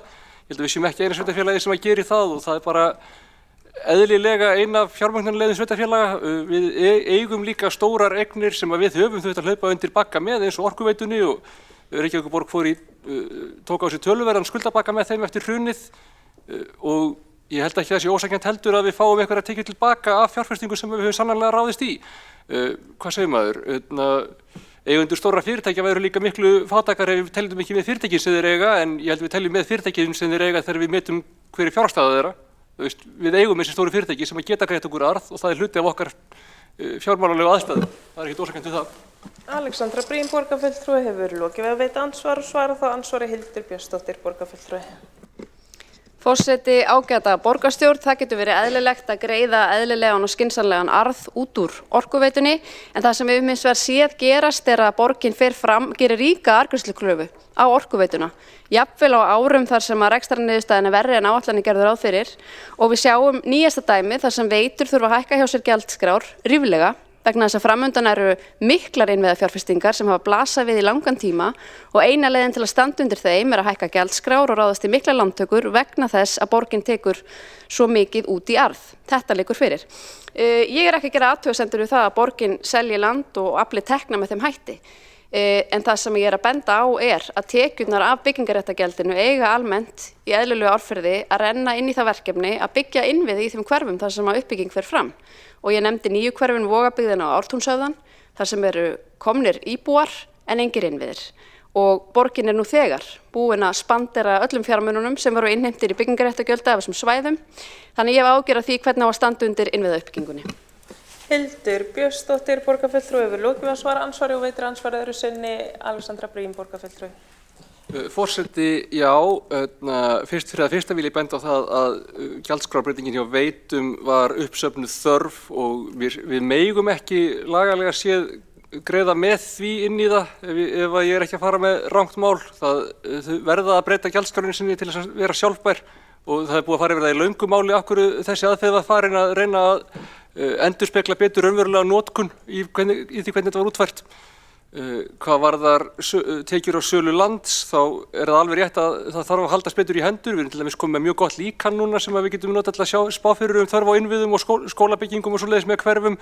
Auðvitað hefur þetta að gera þetta betur í Vogunum, en ég ætla samt að benda á það að peningar eru með leyfi forseta fungible eða fullkomin staðkvæmda vara hvers annars. Þannig að þó að við notum peningarna sem koma inn á einu ári í annað, þá koma inn peningar á öðrum árum sem við getum notað í það.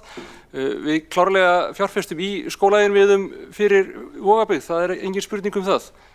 Og ég held að enginn gerir raunverulega kröfu um það að við tökum inn fasteigna innviðagjöld eða eitthvað svoleiðis og geymum þau inn á bankabók og hreyfum þau ekki fyrir við þurfum að byggja skóla. Alexandra Briem, borgarfulltrúi, hefur lokið við að veita andsvari öðru sinni og svara þá andsvari öðru sinni Hildur Björnsdóttir, borgarfulltrúi. Forseti, ágæta borgarstjórn, það sem ég er að benda á með byggingaréttargjaldið og innviðina er að við eigum ekki að nota þetta gjald til þess að stoppa upp í taprekstur. Þetta gjald á að vera nota til þess að byggja hér innviði, ekki bæta upp fyrir tapreksturinn. Það er það sem ég er að benda á.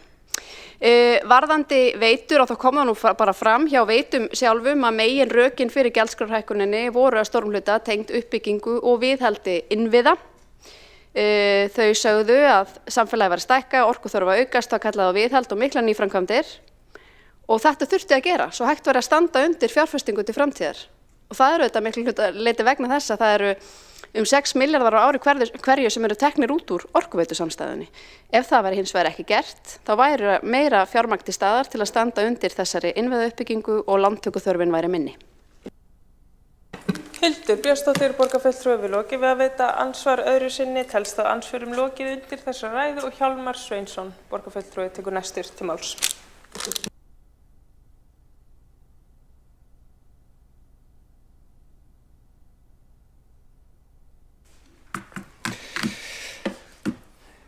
Forseti, ágæta borgarstjórn, orðið borg felur í sér fyrirheit öryggi. Að hlaupa í borg í leikjum krakka þýddi það að maður var komin öruggan stað, það var ekki hægt að klukka maður lengur. Og svo er það líka þannig að náungjanafni Marteinn Lúther sem var Þjóðverji, hann söng hér árið Vor Guð er borg á bjargi traust og þar með undirstrikaði hann þetta hlutverk sem að borgin hefur að vera virki og vera öryggi. Í því samhengi er mikilvægt að huga að Reykjavíkurborg heldur uppi félagslega húsnæðiskerfinu á höfuðborgarsvæðinu og að nokkru leyti á landinu öllu. Það nægir að nefna að það er 1000 stúdentaíbúðir sem hafa verið byggðar í Reykjavík undanfarin ár. Þær gagna svo sannarlega og ekki síst ungu námsfólki utan á landi. Við erum stolt af því. Við erum líka stolt af þeim 650 langtíma leiguíbúðum sem verkalýðsfélögin hafa byggt víðsvegar í Reykjavík í gegnum húsnæðisfélag Bjarg undanfarin ár fyrir lágtekjufjölskyldur í Reykjavík. Og auðvitað má einnig nefna talsverðan fjölda íbúða sem að húsnæðisfélagið Bjarg eða Búseti hefur byggt fyrir félagsmenn sína og auðvitað má ekki gleyma húsnæðisfélögum aldraðra og heldur ekki 3000 leiguíbúðum sem félagsbústaðir borgarinnar eiga og reka í nánast hverju einasta fjölbýlishúsi í borginni. Áhersla borgarstjórnar á samvinnu við óhagnaðardrifin húsnæðisfélög undanfarin ár hefur svo sannarlega verið farsæl og það gagnast öllum. Mikilvægur grunnur að þeirri farsælu stefnu eru innviðasamningarnir sem minnst var á hér áðan sem að gerðir voru við lóðarhafa á þéttingareitum í borginni fyrir einum 12 eða 13 árum. Og hér í borgarsal voru þessi samningar kölluðu ólöglegir samningar en það mál fór tvisvar fyrir dómstóla og auðvitað fór það þannig eins og við sögðum allan tíman. Þetta voru fullkomlega löglegir einkarétta samningar og það reynst alveg gríðarlega mikilvægt. Ég ætlaði að nefna það líka hér að því að ég ætla ekki að tala mjög lengi en mér finnst samt mikilvægt að minnast á það að aðalskipulag Reykjavíkur 2010 til 2030 síðan var framlengt til 2040. Það snýst ekki bara þéttingu byggðarinnar sem skynsamleg, heldur líka og ekki síður aðalskipulagið samgönguskipulag og megin áhersla aðalskipulags Reykjavíkur 2010 til 2030. Það áhersla á vistvænar og skilvirkar samgöngur. Þar má nefna dæmi hljóðláta byltingu sem orðið hefur á undanförnum árum, hjólreiðabyltingin þegar þeir sem að fara á hjóli borgina á milli staða í úr skóla, í úr vinnu eða bara út í búð eða eitthvað fór úr cirka 1% fyrir kannski 15 árum og komið núna upp í 8%. Þetta sannarlega bylting og óvenjuleg bylting að því ljótun hljóðlát. Yfirleitt eru byltingar dálítið háværar. Og ég nefni þetta að því að í þessari áherslu á vistvænar samgöngur þá auðvitað fyrirheit öflugar almenningssamgöngur eins og kemur fram í svæðisskipulaginu sem var samþykkt 2015 og þar sem var lagður grunnur fyrir mjög öflugt almenningssamgöngukerfi, hraðvagnakerfi sem við köllum borgarlínu.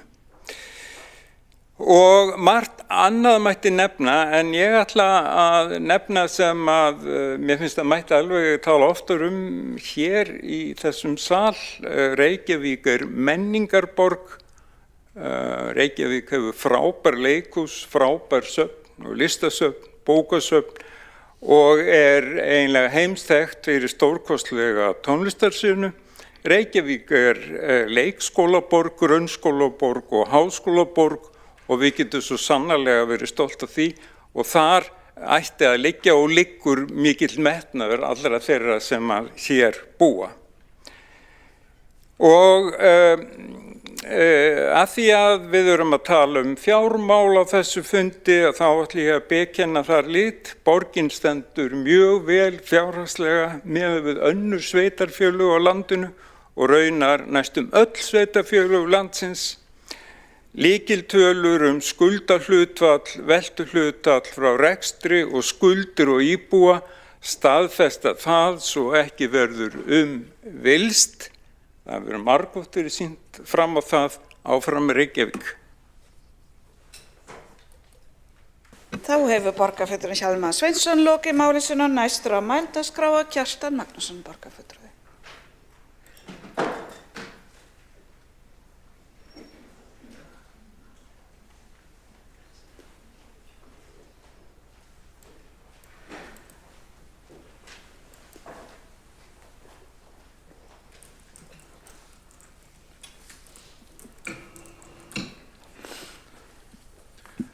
Forseti, góðir borgarfulltrúar, það augljóst að í umræðum þennan ársreikning þá horfir hver flokkur horfa á hann með sínum augum og auðvitað að túlka ársreikning með ýmsum hætti en ég hygg að þeir sem fara yfir þennan ársreikning svona með faglegum augum þeir sjá í hann heilmikil hættumerki og slæma rekstur. Hættumerkin hafa verið að byggjast upp á mörgum árum, því ekki að leyna og reksturinn virðist einhvern veginn byggjast á þeirri vissu að það sé hægt að reka borgina með tapi og skuldsetja hana út í hið óneitanlega vegna þess að skuldarinn svo traustur. Reykjavíkurborg mjög traustur skuldari, en hvað á bak við þennan skuldara? Það auðvitað það að borgin hefur kverkatak á skattgreiðendum, hefur hækkað skatta á þá ótæpilega. Það svo mikið að það orðið erfitt að finna skatta til að hækka, en þá eru bara gjöld hækkuð í staðinn. En þetta, þannig hugafar ber feigðina í sér og það var margir fræðimenn varað við slíkri stjórnlausri útþenslu opinbers rekstrar, sérstaklega þegar að reksturinn ósjálfbær eins og á við Reykjavíkurborg. En þessi ásetningur ætti að sýna okkur að það nóg komið af slíkum vinnubrögðum og það verður að snúa við að þessari braut og ég vona svo sannarlega að svo borgarstjórn sem tekur hér við eftir nokkra vikur að hún beri gæfu til þess að gera það. Nú, það ótrúlegt að sjá rauninni þá málflutning sumra borgarfulltrúa á meirihlutann þar sem þeir tala bara hreinlega fullir að reksturinn sé góður. Ég á bágt með að trúa að slíkt sé sagt í alvöru, kannski sagt gegn betri vitund en líklega ber þetta líka vitni eða vitni einhvers konar afneitun. Fjármálin erfið, það sjá allir sem fari yfir þennan ársreikning. Borgin rekin með tapi, reikningurinn fegraður með fróðu hagnaði, það sem ekki innistæða fyrir, það þessi hagnaður vegna svokallara matsbreytingar fjárfestingar vegna félagsbústaða, félagslegra íbúða borgarinnar og slík færsla gefur ekki réttan mynd af rekstri Reykjavíkurborgar. Ef maður tekur þessa fróðu færslu frá, þá næmi tap samstæðu Reykjavíkurborgar 347 milljónum króna árið 2025. Þá var ekki einungis sem að ræða tap af borgarsjónum sjálfum, heldur líka samstæðunni. Og talandi samstæðuna, þá hefur ýmislegt verið sagt hana og það alveg rétt að við borgarsjóður býr svo vel að eiga öflug fyrirtæki sem afla sér sjálf tekna. Hins vegar bara það sem allir sjá sem reikning að fyrirtækin hafa verið notuð til að hlaða upp skuldum. Skuldareikningur þeirra hefur stækkað mjög mikið en á sama tíma og það gerist þá rík tilhneiging í borgarstjórnarsalnum til þess að fjalla ekki skuldaaukningu fyrirtækina. Það eru settar á margðarfullar ræður hvað þetta séu góð og frábær fyrirtæki sem þau eru vissulega en lítið sem ekkert minnst á það að þessi fyrirtæki hafa hlaðið upp miklum skuldum á eigin vegum og þetta kemur inn í samstæðuna. En þá sagt að þau hafi svo margvíslegu öðru hlutverki að gegna fyrir utan okkar sveitarfélag að það sé bara allt í lagi. Ég vil ítreka það sem ég hef sagt svo sem hér áður, að fjárhagur borgarsjóðs og borgarfyrirtækja svo nátengdur að samstæðureikningur borgarinnar raunhæfasta yfirlitið fjárhag hennar.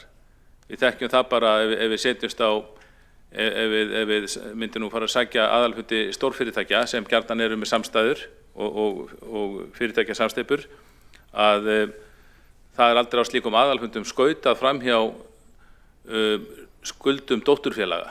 Skuldir dótturfélaga alltaf tekna með og fjallað þær á sama tíma að tala móðurfélagið.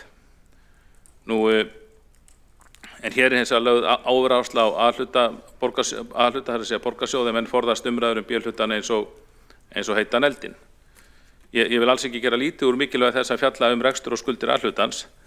Þær skuldir segja þó bara hluta sögunar, en það eru þar eitthvað í kringum kannski tæpur helmingur af heildarskuldum borgarinnar.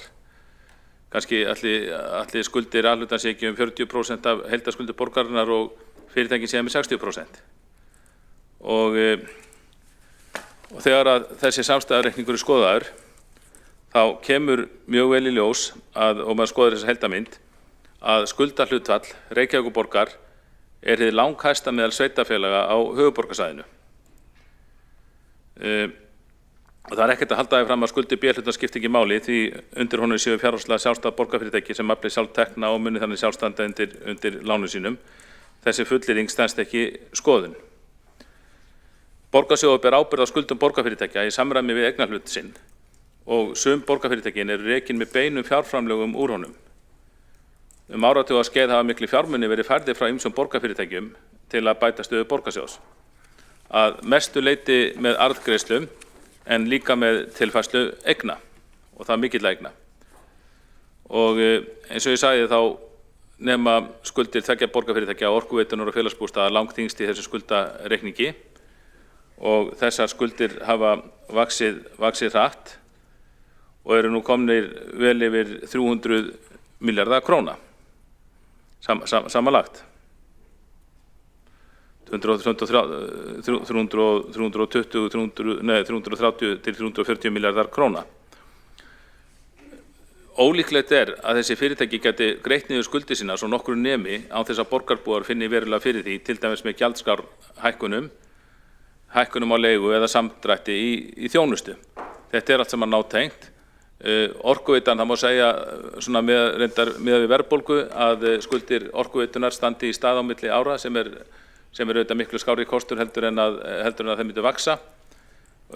Skuldir Félagsbústaða hækkuðu heldur ekki mikið á milli ára.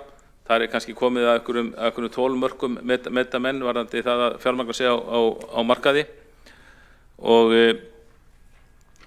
líka var óþægilegt fyrir Félagsbústaða að fá skýrslu þar sem var fjallað þennan skuldsetta vöxt, skýrslu fjármálasérfræðinga á síðasta ári og sem fjölluðu hvað þessi skuldsetti vöxtur væri óæskilegur. En ef að fyrirtækin ætti að fara að greiða niður þessar skuldir, sem þetta mjög æskilegt, þau eru bæði orðin allt of skuldsett, þá myndi það ekki gerast nema í tilviki Félagsbústaða með því að hækka leiguna og það víst sagt að það sé pólitískur ómöguleiki og varðandi Orkuveituna þá verður það bara tekið úr vössum Reykvíkinga til viðbótar öllum arðgreiðslunum. Þessar skuldir eru því sligandi og við sjáum að í tilviki Félagsbústaða þá að það félag erfitt með að greiða af skuldum sínum og það er ljóst að þessar skuldir munu varla lækka án beinnar aðstoðar borgarsjóðs eða með því að hækka leiguna verulega á leigjendur félagsins. Þannig að þegar maður lítur á skuldir fyrirtækjana og fjárhæð þeirra, þá sjáum við að Reykjavíkurborg stendur alls ekki best allra sveitarfélaga á höfuðborgarsvæðinu. Hún stendur lakast af sveitarfélögum á höfuðborgarsvæðinu þegar litið til samstæðunar. Og það auðvitað mjög slæm staða, líka varðandi reksturinn, þar sem Reykjavíkurborg hefur ekki náð að nýta sér hagkvæmni stærðarinnar í rekstrinum þrátt fyrir að það ætti að vera fjölmörg tækifæri til þess. Þannig að þegar á heildina litið þá þessi ásetningur slæmur og hann ætti síst af öllu að gefa tilefni til afneitunar og jafnvel sjálfhælni eins og maður hefur heyrt í þessum sal. Þessi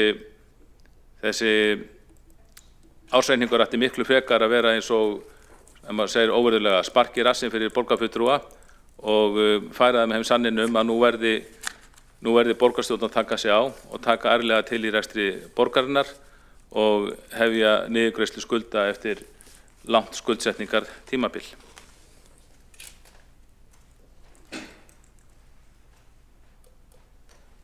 Þá hefur Kjartan Magnússon borgarfulltrúi lokið máli sínu á næstus á mæltaskrá Einar Þorsteinsson borgarfulltrúi.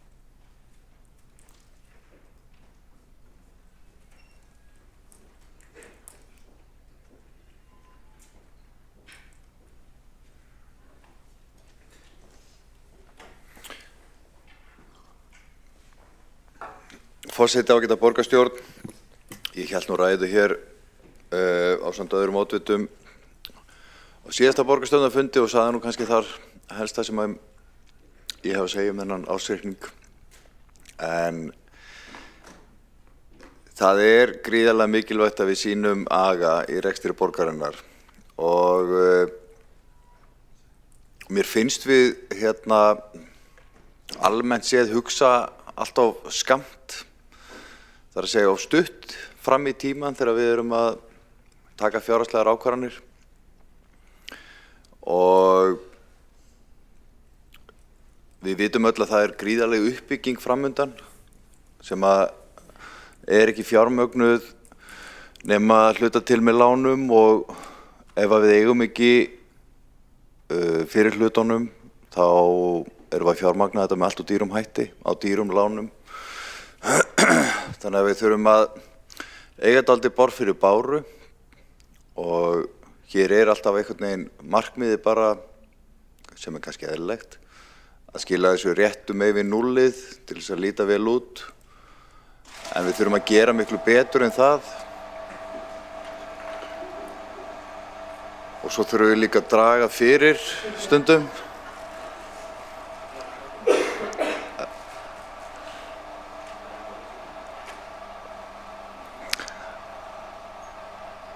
Þetta skemmtilegt.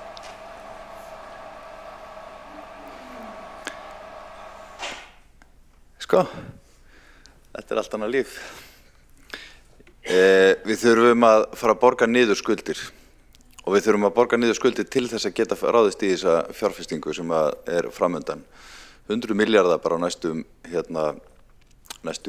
10, 15, 20 árum og við erum lánsöm að eiga þessi öflugu fyrirtæki sem að dæla inn í borgina arðgreiðslum og það heldur ekki sjálfbært að stóla á það. Það var umræða áðan það að sveitarfélögin væri að færa bókhaldið með sölu og byggingarétti. Ég meina það nú bara sjálfu sér ekkert algjörlega óeðlilegt að gera það að nota þær tekjur inn í og telja þar með en við eigum að nota þær tekjur til þess að borga niður skuldir eða í fjárfestingar. Það ekki skynsamlegt til lengri tíma að nota það inn í reksturinn. Af því að fjárfestingarþörfin svo mikil og til þess að við getum farið inn í þessi stóru verkefni á næstu árum þá verðum við einfaldlega að sýna aðeins meiri aga og við erum með fjölflokka meirihluta, alla jafna og allir með sínar kröfur, væntingar og drauma það að efna kosningaloforð og þetta bara ekki skynsamlegt hvernig borgin hagar sér í rekstrinum og markaðirnir missa traust á okkur hægt og rólega. Sérstaklega þegar áætlanirnar standast ekki. Þannig að ég held að það sem ég að reyna að segja það að við þurfum bara meiri langtíma hugsun. Af því að við höfum öll það sama markmið að veita góða þjónustu, geta ná jafnvægi á húsnæðismarkaði, byggt meira, byggt hagkvæmar, látið innviðina fylgja uppbyggingunni. En þetta tilviljanakennt. Og nýleg ákvörðun sem að maður heyrði hér í fjölmiðlum uppbyggingu á ríkislóðum sem alla jafna bara fagnaðar efni að það sé eigi að byggja þar ríkið á mikið land inn í borginni.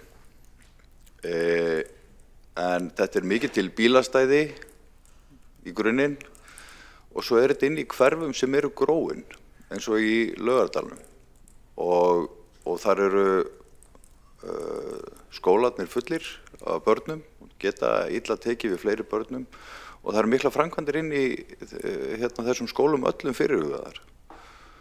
Og maður spyr sig 600 íbúðir á þessu svæði á Laugarnesveginum, Grensásvegi og Borgartúni.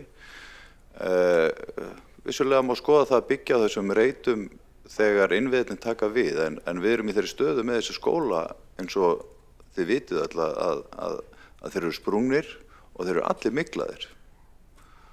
Og við eigum ekki að taka svona ákvarðanir og skapa væntingar það að það eigi að ráðast í svona uppbyggingu nema hafa í það minnsta kíkt á spálíkanið það hvernig aldursdreifingin að þróast í þessu hverfi. Áður förum að tromma svona upp í fjölmiðlum. Þetta veldur ólgu og ótta hjá foreldrum það að við séum bara að gera þetta í einhverjum populisma. Rétt fyrir kosningar. 600 börn inn í skólahverfi sem sprungið. Og það hefur verið þétt þarna alveg gríðarlega á undanförnum árum. Þannig að þetta tilvílanakennt. Við getum byggt annar staðar og eigum að gera það frekar. Þannig að svona langtíma hugsun, nýta arðgreiðslu til þess að borga niður skuldir eða fjárfesta í innviðum, horfa aðeins lengra, sýna aga, hafa styrkja stjórnendur til þess að hafa hemil á útgjöldunum, láta á eina hendi ákvarðanir fjárhagsleg útlát og svo faglega þjónustu. Það þýðir ekki að einn hafi það verkefni að veita þjónustu og taka ákvarðanir magn og þar af leiðandi útgjöldin og svo einhver annar sem að telur baunirnar og skapast þetta ójafnvægi. Við þurfum að styrkja stjórnendur til þess að sinna sínu hlutverki sem stjórnendur og tryggja það að við séum ekki að eyðum efni fram. Þá kemur þetta. Við erum hlutverk næsta meirihluta að vinna á þessum 5,3 milljarða halla sem þessi meirihluti skilur eftir sig. Það í sjálfu sér ekkert stórkostlegt mál. Það leiðilegt að þurfa að bíða kjörtímabilið þannig, en það verkefni næsta meirihluta. En ég vona að eftir kosningar myndist þetta meirihluti sem að hefur rekstur að megin markmiði. Af því að ef við rekum borgina í halla, þá svo óskaplega erfitt að verða við væntingum almennings bætta þjónustu. Og eins og við vitum, þá það grunnskyldan okkar að veita góða þjónustu og því að þannig hefur við saman góða borg. Takk. Þá hefur Einar Þorsteinsson borgarfulltrúi lokið máli sínu og næst á mælendaskrá Sara Björk Sigurðardóttir borgarfulltrúi.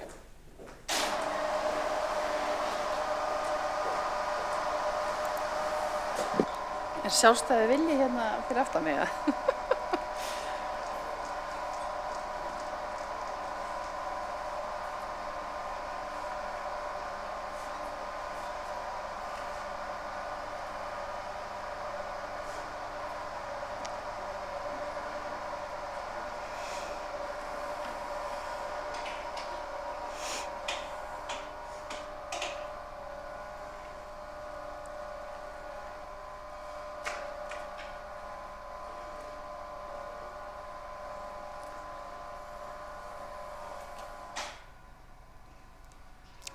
Ljómandi, forseti ágæta borgarstjórn, gardínurnar eru komnar upp og ljósið skín inn í salinn. Til umræðu ársreikningur síðasta árs og hann svona gefið tilefni til forgangsröðun hópsins. Ég ætla ekki að tala tölur eða líkön.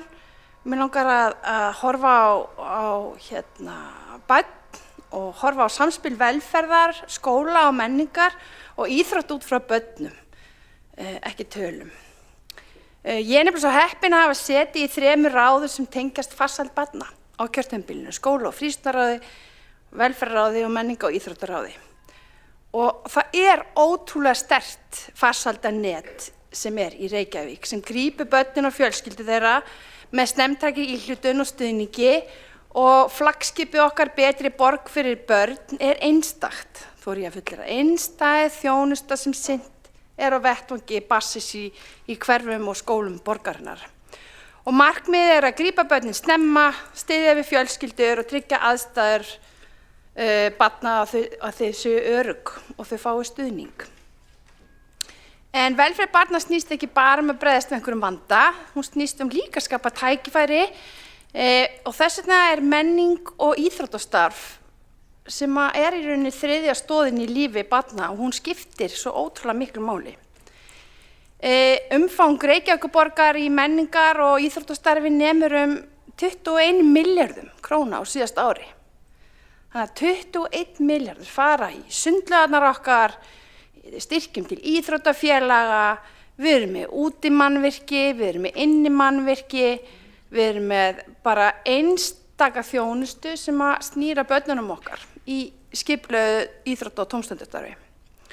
Og þetta er grundvöllur fyrir lífsgæðaborgina, fyrir framtíðina. Við erum að leggja grunn að lýðheilsu, félagslegri þátttöku og mjög mikilvægt forvarnastarf. En á sama tíma er haldið uppi öflugu menningarstarfi, söfn víðsvegar borgina. Við erum með viðburði þar sem börn frá að kynnast menningu, nútíðar og fortíðar, með sögu og skapandi starfi. Menningin nefnilega eflir sjálfsmynd barnanna og hún hvetur þau til þess að taka þátt, hugsa á annan hátt og tryggir að öll börn óháð bakgrunni hafi tækifæri til þess að njóta og skapa, eins og barnamenningahátíð sem var núna bara fyrir stuttu og var þvílíkt stuð í Hörpu þegar hún var sett, og viðburði út alla borg þar sem að börn og þjónusta og menning fyrir börn skipti var algjörlega í forgrunni.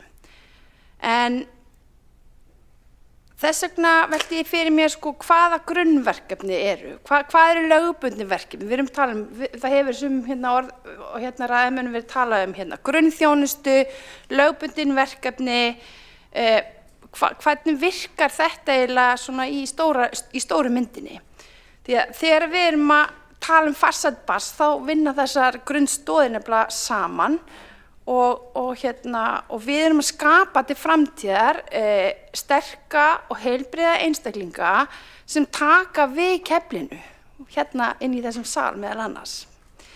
Þess vegna vekur það pínu svona, er ég pínu hugsi hvernig orðræða suma borgarfulltrúa Sjálfstæðisflokksins og núna áðan Framsóknarflokksins að sýna aga, þörf sé á tiltekt strax, þörf sé að minnka yfirbyggingu til þess að geta sinnt lögbundnum verkefnum, og þetta kallar á endurhugsun í rekstri. Það sé ekki tekjuvandi, þetta er rekstrarvandi. Við heyrum þessa frasa og höfum heyrt á hér á allt kjörtímabilið.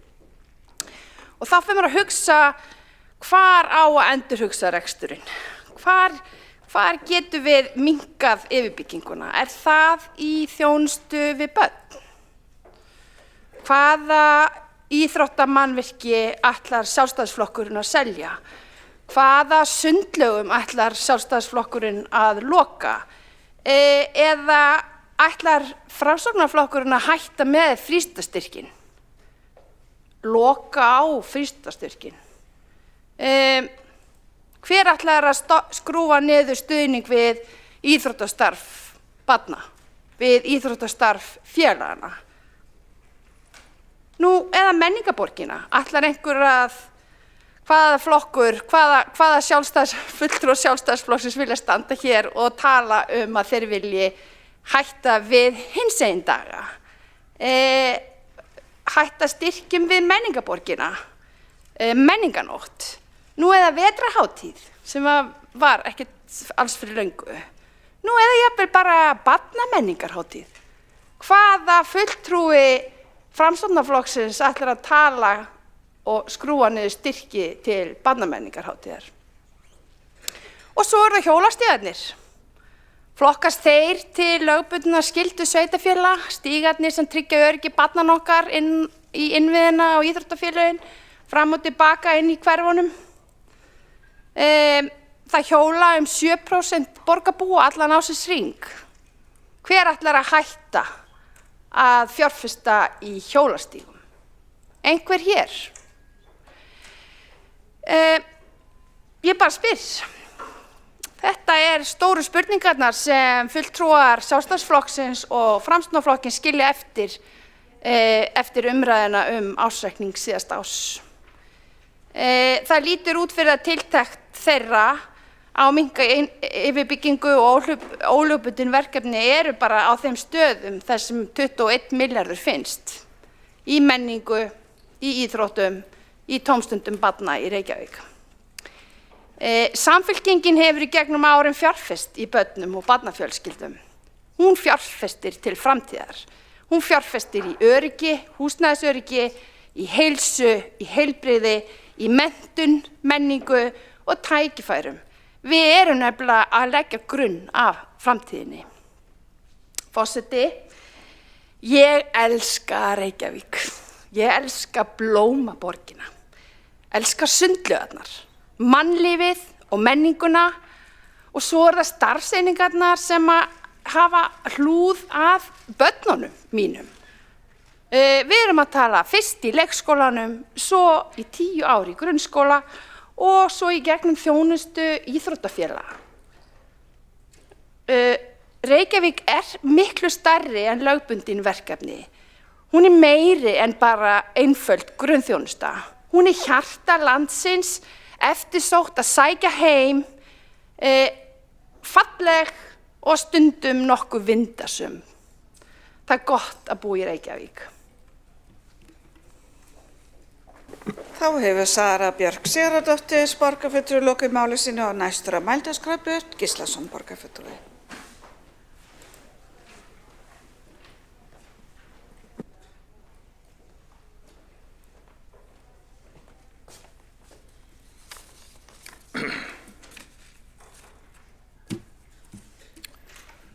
Já, forseti, ágætu borgarfulltrúar.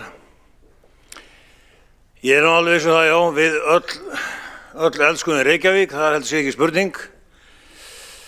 En nú erum við að ræða ársreikninginn og ársreikningur Reykjavíkurborgar fyrir árið 2025 sýnir, svo ekki verði vilst, að þrátt fyrir háar tekjur og mikla skattheimtu reksturinn ekki í jafnvægi í grunnrekstri borgarinnar. Við sjáum að rekstrartekjur hafa aldrei verið hærri, tæpið 294 milljarðar króna, þar af skatttekjur yfir 155 milljarðar. En hvað gerist á sama tíma? Rekstrargjöld hækka enn hraðar tæp 12% milli ára og kjarni málsins þessi, útgjöldin hlaupa fram úr tekjunum. Og það alls ekki sjálfbært. En forseti, rekstrarniðurstaðan jákvæð á pappír 8 milljarða, en sú tala gefur ákaflega villandi mynd. Hún að veruleyti knúin áfram af matsbreytingum og bókhaldslegum liðum, ekki heilbrigðum rekstri. Þá lækkar EBITDAn nærri 9 milljarða milli ára, en það raunveruleg vísbending að reksturinn sé að veikjast. Og þegar við horfum á allutan kjarnastarfsemi borgarinnar, þar sem skólar, leikskólar og grunnþjónusta eru rekin, þá niðurstaðan einföld, tap upp á 5,3 milljarða króna. Og þetta ekki smávægilegt frávik. Nú forseti, meiri hlutinn bendir á lífeyrisskuldbindingar og kjarasamningar sem skýringar.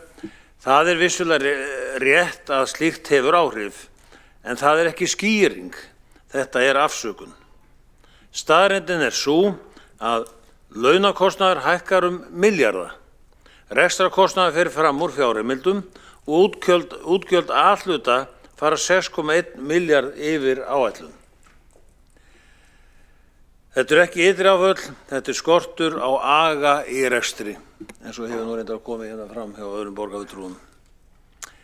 En ágætu borgarfulltrúar, við sjáum líka annað sem veldur áhyggjum. Fjárfestingar eru 64 milljarðar króna á samstæðunni, langt umfram það sem reksturinn stendur undir. Þær eru fjármagnaðar með lántökum upp á 46 milljarða. Þetta þýðir einfaldlega að við erum að kaupa framtíðina á lánsfé. Nú skuldaviðmið hækkar og stendur í 106% án Orkuveitu á árinu 2025. Það er enn innan marka en þróunin er röng. Haldi reksturinn áfram á sömu braut er ekki viss að áætluninni standist hvað varðar lækkun skuldaviðmiðs. Forseti, það sem að mínu mati skiptir mestu er eftirfarandi. Þrátt fyrir sögulega háar skatttekjur, útsvar í botni og aukna innheimtu tekst borgin ekki að reka kjarnastarfsemi sína án taps. Það er grundvallarvandi. Þegar tekjur vaxa 6% en gjöld nær 12% þá er ekki tímabundið vandamál. Það er stefna sem gengur ekki upp, enda reksturinn ekki sjálfbær. Niðurstaðan er einföld, reksturinn er veikur, þar sem hann á að vera sterkur, útgjöld eru ekki undir stjórn, fjárfestingar eru keyrðar áfram á lántöku og ábyrgð í fjármálum skortir. Forseti, það sem Reykjavík þarf ekki eru fleiri langsóttar skýringar og málalengingar meirihlutans á skuldavandanum. Það sem Reykjavík þarf er forgangsröðun. Aðhald, ábyrgan rekstur, skýran vilja til að snúa þessari þróun við. Nú það verður að vera verkefni nýs meirihluta eftir kosningar. Forseti, ég loki máli mínu. Þá hefur Björn Gíslason borgarfulltrúi lokið máli sínu og næst á mælendaskrá Marta Guðjónsdóttir borgarfulltrúi. Forseti, ágætu borgarfulltrúar. Það er stundum sagt að tölur ljúgi ekki, þótt mönnum gangi misvel að lesa í þær. En þegar maður lítur yfir ársreikninga Reykjavíkurborgar, þá þarf engan sérfræðing til að sjá að hér er ekki verið að reka borg. Hér er verið að reka skuldavél. Skuldavél sem malar stanslaust á kostnað skattgreiðenda og komandi kynslóða. Kjarni málsins er einfaldur. A-hluti borgarinnar, sjálft hjarta rekstursins sem á að sinna grunnþjónustu við fólkið í borginni er rekinn með viðvarandi tapi. Á síðustu 5 árum hefur þessi hluti rekstrarins skilað 25 milljarða króna tapi. Það er ekki bara tala á blaði, það er staðfesting á fullkomnu ráðaleysi. Árið 2024 er undantekningin sem sannar regluna í bókhaldinu. Því strax árið eftir blasti við okkur 5 milljarða gat, 10 milljarða viðsnúningur til verri vegar á einu bretti. Forseti, hér er það ekki í boði að reyna að fela sig á bak við fólksfjölgun. Tölurnar útiloka slíka afsökun. Það segja einfaldlega aðra sögu. Á meðan íbúum fjölgaði 8%, þá hækkuðu skuldir á hvern einasta íbúa 41%. Þetta er raunaukning skuldbindinga á hvern skattgreiðanda. Og hvernig ætla menn að standa undir þessu? Fjárfestingarnar standa ekki undir sér.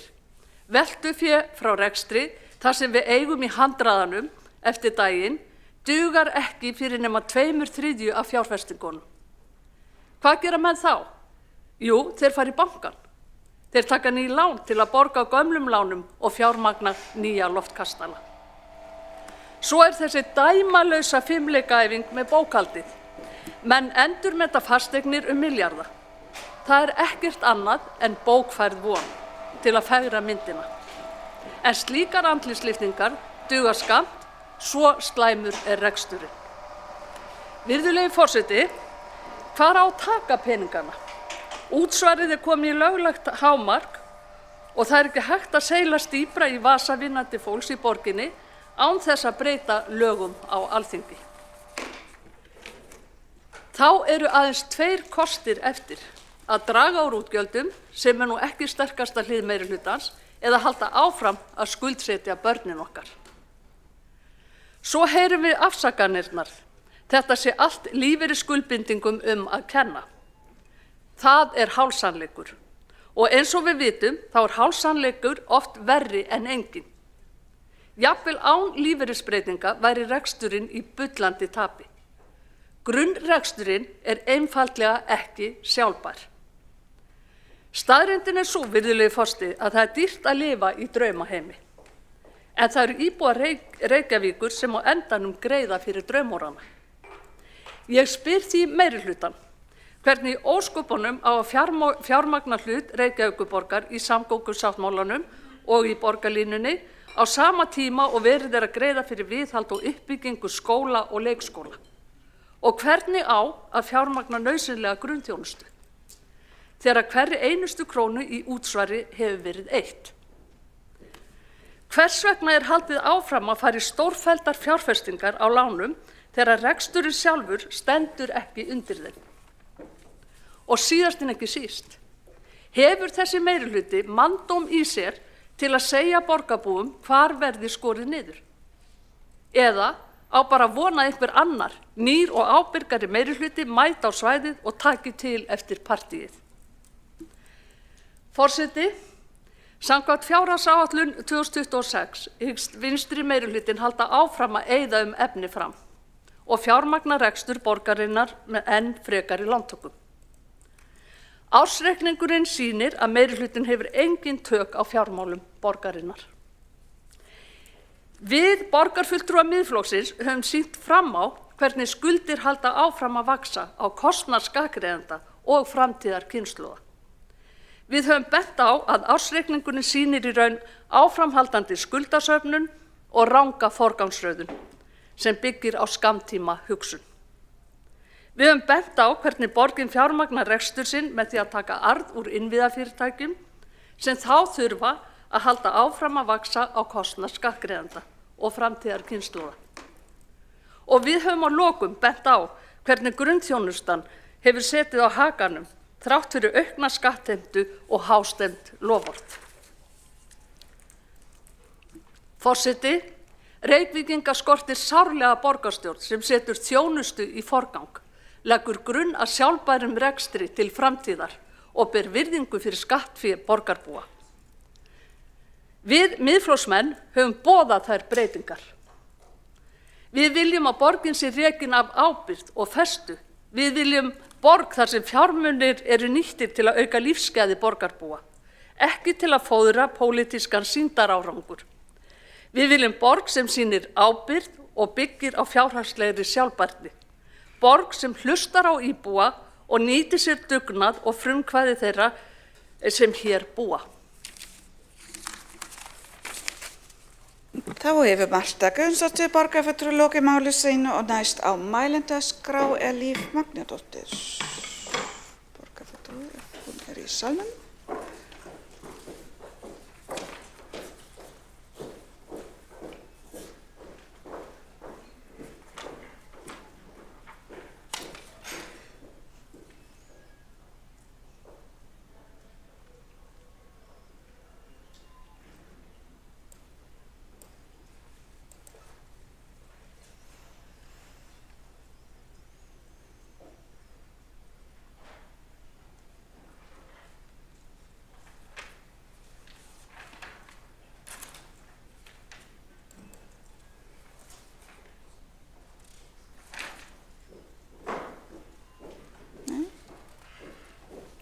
Þá er það borgarstjórinn, Björk Hilmisdóttir sem er næst á mælendaskrá.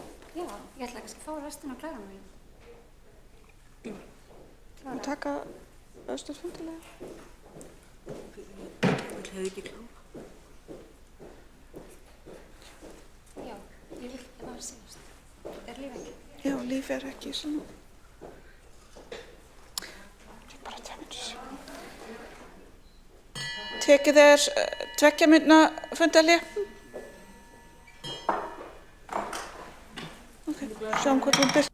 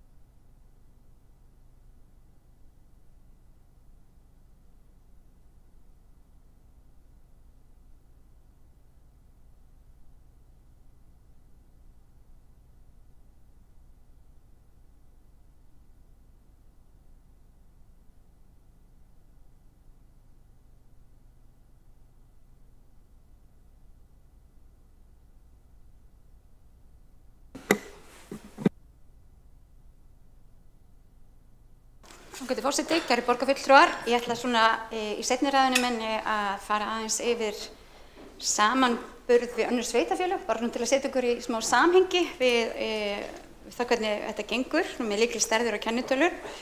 Við berum okkur oft saman við önnur sveitarfélög þó að þau séu auðvitað minni en við, þá einhver síður þá eru sömu viðmið sem að gilda. En við sjáum til dæmis þessar lífeyrisskuldbindingar, gjaldfærsluna hjá Reykjavík sem voru 9,9 milljarðar og litur auðvitað afkomuna eins og við höfum farið yfir hér, þá gerðum það líka hjá hinum sveitarfélögunum og hér tókum við saman gjaldfærslu lífeyrisskuldbindinga í þessum sveitarfélögum. Og ég veit að sem hlutfall af tekjum hjá Reykjavíkurborg 4,8% en 6% bæði hjá Akureyri og Hafnarfjarðarbæ og 3,6% hjá Kópavogi. Og ef við myndum horfa á þetta, rekstrarniðurstöðuna hjá A-hlutunum án þessarar gjaldfærslu lífeyrisskuldbindinga, þá það reyndar þannig að öll þessi sveitarfélög væru í plús, líka Akureyri og líka Hafnarfjarðarbær. Þannig að þetta hefur auðvitað mikil áhrif og það væri í rauninni bara Kópavogur sem væri þá með betri rekstrarniðurstöðu án þessara skuldbindinga. Skýringuna á því kann ég nú ekki. En veltufé frá rekstri, það líka góður mælikvarði á fjárhagslegan styrk og sýnir hversu mikið reksturinn að skila í handbæru fé. Þar hafa reiknaða liðir eins og þessar breytingar á lífeyrisskuldbindingum að afskriftir ekki bein áhrif af því að við erum þarna að tala veltufé sem að sýnir hvaða fjármunir eru til staðar til að mæta öðrum skuldbindingum. Og veltufé frá rekstri var jákvætt 6,9% hjá Reykjavíkurborg og það var í rauninni einungis Akureyri sem var með hærra hlutfall á árinu 2025. Annars eru sveitarfélögin enn að ná sér eftir erfiða tíma í COVID en mér sýnst nú flest við erum við að ná okkur ágætlega. Nú ef við horfum á skuldaviðmiðið þá var A-hluti borgarinnar, skuldaviðmið Reykjavíkurborg var 80% á líðandi ári og það sýnir í rauninni mjög sterka stöðu með þau sveitarfélög hér sem við erum að bera okkur saman við. Það einungis Kópavogur á höfuðborgarsvæðinu sem með lægra skuldaviðmið en Akureyri þarna með langlægst. Nú ef við horfum á þróun skulda og skuldbindinga A-hluta á íbúa, eitthvað sem oft talað og það oft áhugavert að skoða svona hluti bara til þess að sjá hvað tölurnar segja okkur. Þá sést að skuldir Reykjavíkurborgar á íbúa í árslok eru næstlægstar í samanburði við þessi sveitarfélög sem ég búin að vera að bera okkur saman við. Það er í rauninni bara Kópavogur sem þarna með lægri skuldir á íbúa. Nú ef við horfum á veltufé frá rekstri A-hluta í hlutfalli af tekjum, þá sjáum við það að það er sterkt og ef við horfum á það í samanburði við sveitarfélögin á höfuðborgarsvæðinu, hérna eru Reykjavík og Kópavogur með hæst eða 7%, á meðan önnur eru mun lægri og hérna má sjá að Reykjavíkurborg hækkar lítið eftir milli ára, fer úr 6,3% á síðasta ári upp í 6,9% 2025 á meðan hin sveitarfélögin eru með lækkandi eða óbreytt hlutfall. Það sýnir árangur í rekstrinum sem við höfum verið að tala um. Mér langaði líka bara rétt að koma inn á það að á síðasta ári gerðum við við gerðum virkilega marga uppbyggingarsamninga. Við fórum í skipulagsbreytingar á umhverfis- og skipulagssviði, við fórum í gott samtal við markaðinn og við höfum gert mikið af uppbyggingarsamningum og samningum sem koma til þess að auka tekjur borgarinnar komandi árum. Og ekki bara tekjur borgarinnar, heldur koma til með að auka tækifæri fyrir fólk til að koma til Reykjavíkur, setjast hér að, eða fyrir fólk sem er í Reykjavík og að leita sér að húsnæði sem að það kann við og hentar þeirra þörfum.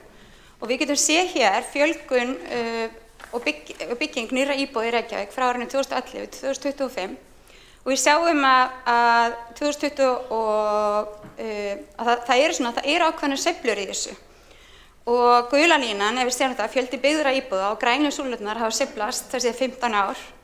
Á 10 árum þá hefur Reykjavíkum fjölgað 23.900 sem umtalsvert og íbúðum fjölgað 9.700 og markmiðið núna að fjölga að jafnaði 1400–1600 ári meðan það að vinna upp þessa uppsöfnuðu þörf sem kom þarna í byrjun þessa tímabils en við sjáum að við erum búin að ná þarna næstum því einhverju jafnaði en þurfum að gera enn betur. Við höfum lagt áherslu á það að auka uppbyggingu á óhagnaðardrifnu húsnæði og frá því 2015 hefur það verið sirka 36% af því sem hefur byggst upp í Reykjavík. Það hins vegar ekki þannig að 36% íbúða í Reykjavík séu óhagnaðardrifið húsnæði, það er undir 16%. Þannig það er langt frá því að við séum einhvern veginn komið með offrambáð og slíku eins og hefur komið fram í rannsóknum og umræðum undanfarið.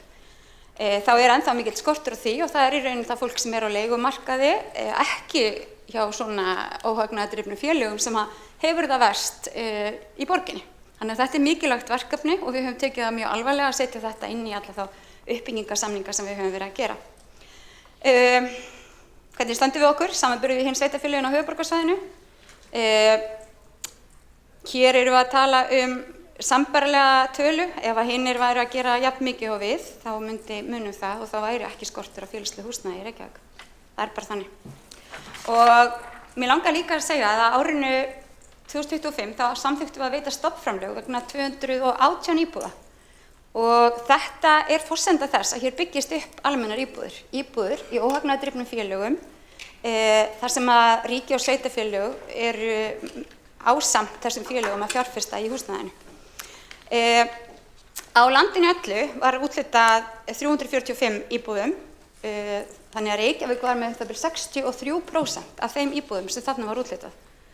Og Reykjavíkur hefur frá árinu 2016 veitt 9,6 milljarða í þetta mikilvæga verkefni.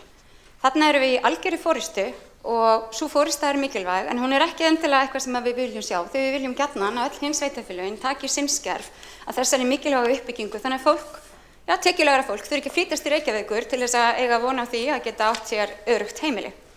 Það hafa verið veitt á landinu öllu 4.200 íbúðir og við höfum nú þegar úthlutað vegna 2.500. Þannig að við erum til 13 aðila, þannig við erum þarna í mikilli forystu eins og ég segi. En þetta er svona kannski það helsta sem ég vildi bæta við. Við höfum náð að styrkja reksturinn á þessu svona flókna ári þrátt fyrir óvænta kjarasamninga og þrátt fyrir kannski meiri verðbólgu og svona meiri óráða í heiminum heldur en búist var við. Við höfum sett það í forgang sem skiptir fólk mestu máli í borginni og það eru öruggari heimili, að uppbygging leikskóla, betri þjónusta og taka markviss skref gegn ójöfnuði. Og mér finnst við geta hvatt þetta kjörtímabil með sóma. Við höfum búin að sýna það að það er hægt að vaxa út úr erfiðleikum, það er hægt að vaxa út úr vanda en samtímis halda áfram að undirbúa okkur fyrir framtíðina. Af því að framtíðin kemur hvort sem við gerum þetta eða ekki. Og ef við hefðum nú bakkað í vörn og sagt upp og hætt að byggja upp óhagnaðardrifið húsnæði og hætt að fjölga félagslegum íbúðum eða hætt að fjölga leikskólaplássum, þá værum við ekki á jafn góðum stað og við erum í dag. Það er nefnilega mikilvægt að verjast, leita leiða en sækja á sama tíma svo fólk geti virkilega búið góð lífsgæði í borgin okkar. Og ég held að staða núna sýni, það eru mörg tækifæri til að gera betur, það eru mörg verkefni framöndan, það eru margar áætlanir eins og við höfum oft talað og ákveðið hér. En með ábyrgri fjármálastjórnun sem eru auðvitað ekki endilega bara pólitíkinni að þakka, heldur ekki síður því starfsfólki sem vinnur við fjármálastjórnun hjá borginni, því það er ekki eins og við stjórnmálafólki setjum saman reikninga eða fjárhagsáætlanir. Það er auðvitað hæfara fólki því, fagfólki því, getur maður sagt, sem á allar þakkir skili fyrir það. En við stöndum vörð um grunnþjónustuna og innviðina sem skipta sköpum í lífi borgarbúa og sú stefna þarf að skila sér bæði í fjárhagsáætlunum og í ársreikningum. Þannig að við sjáum það að við höfum ekki horft fram hjá neinum skekkjum. Hér er allt tekið upp á borðið sem að mögulega gæti verið og það er ekki einskiptistekjur sem eru hér að sýna einhverja betri stöðu en hún er. Svona er staðan og hún er ákveðin árangur eftir þetta 5 ára 5 flokka samstarfi í rúmt ár sem hefur verið magnað og skemmtilegt og það vil ég bara segja við borgarbúa að þetta er held ég vinnusamasti meirihluti sem ég á nokkuð tímann verið í. Vinnusamar og ábyrgar og öruggar konur sem eru hér í forystu og ef við höldum áfram Reykjavíkurborg, sama hverjir verða í þeim meirihluta, þeir oddvitar sem verða þar, með sama fókus og sömu forgangsröðun, þá getum við haldið áfram að byggja borg sem að veitir fólki öryggi, skapar tækifæri og eykur lífsgæði. Og það er sannarlega borg sem að mér langar að búa í og vil vinna áfram að móta. Nægur í verkefnin, því að það er ekki eins og við séum búin, okkur fjölgar, en við höfum náð miklum árangri á stuttum tíma. Ég legg til að þessi ársreikningur Reykjavíkurborgar verði samþykktur. Þá hefur Heiða Björk Hilmisdóttir, borgarstjóri, lokið máli sínu og þá ræðum lokið undir þessum lið og þá göngum við til atkvæða ársreikning Reykjavíkurborgar fyrir árið 2025.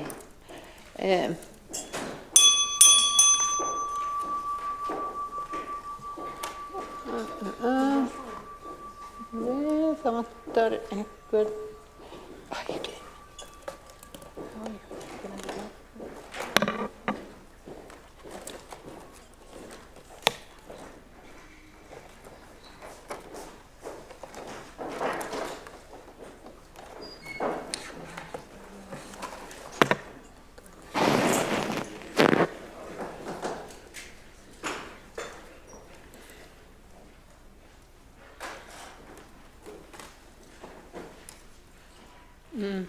Eru allir komnir?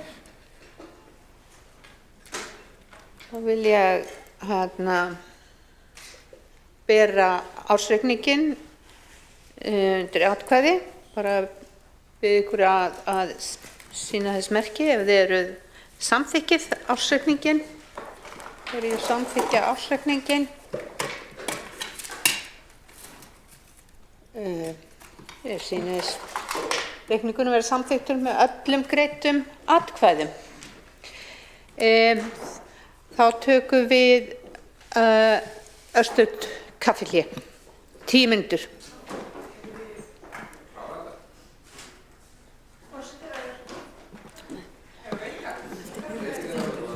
Já, það ekki. Það var smá fundar hér.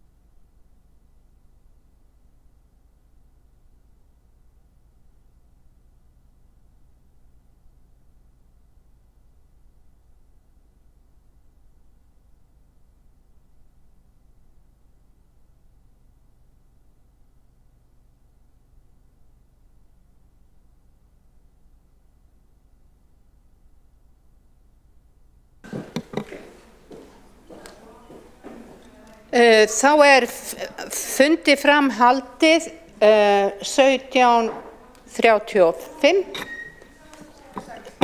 Já, 16:35 fyrir gefið í leit vittlust.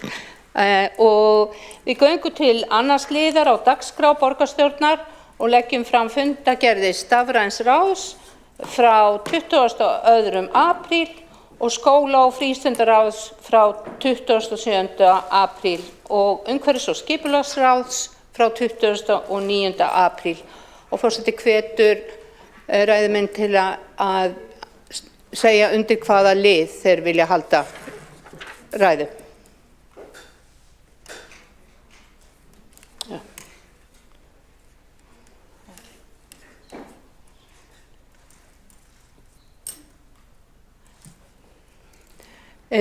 Næstur á mælendaskrá Alexandra Briem.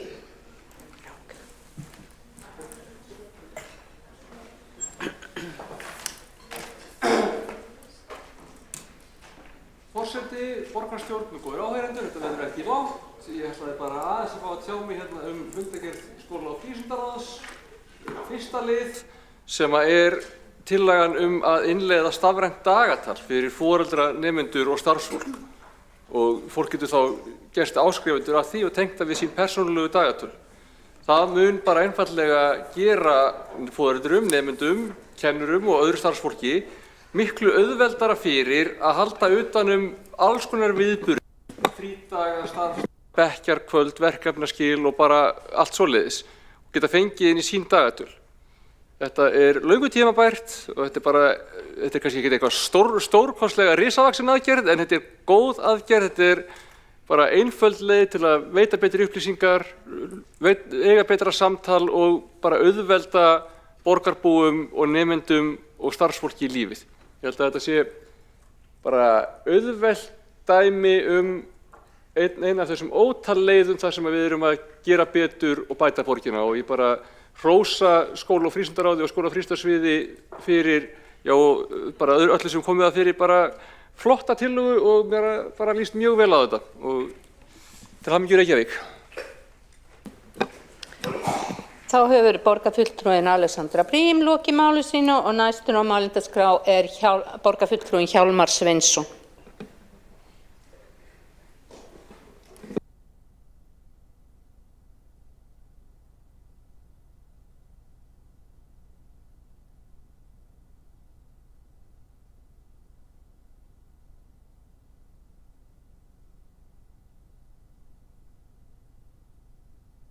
Ég kem hér upp undir liðnum, ég vona þessi rétt, hjá fundagerðar umhverfis- og skipulagsnefndar og ætlaði að fara örfáum orðum hjólreiðaáætlun Reykjavíkur með leyfi forseta.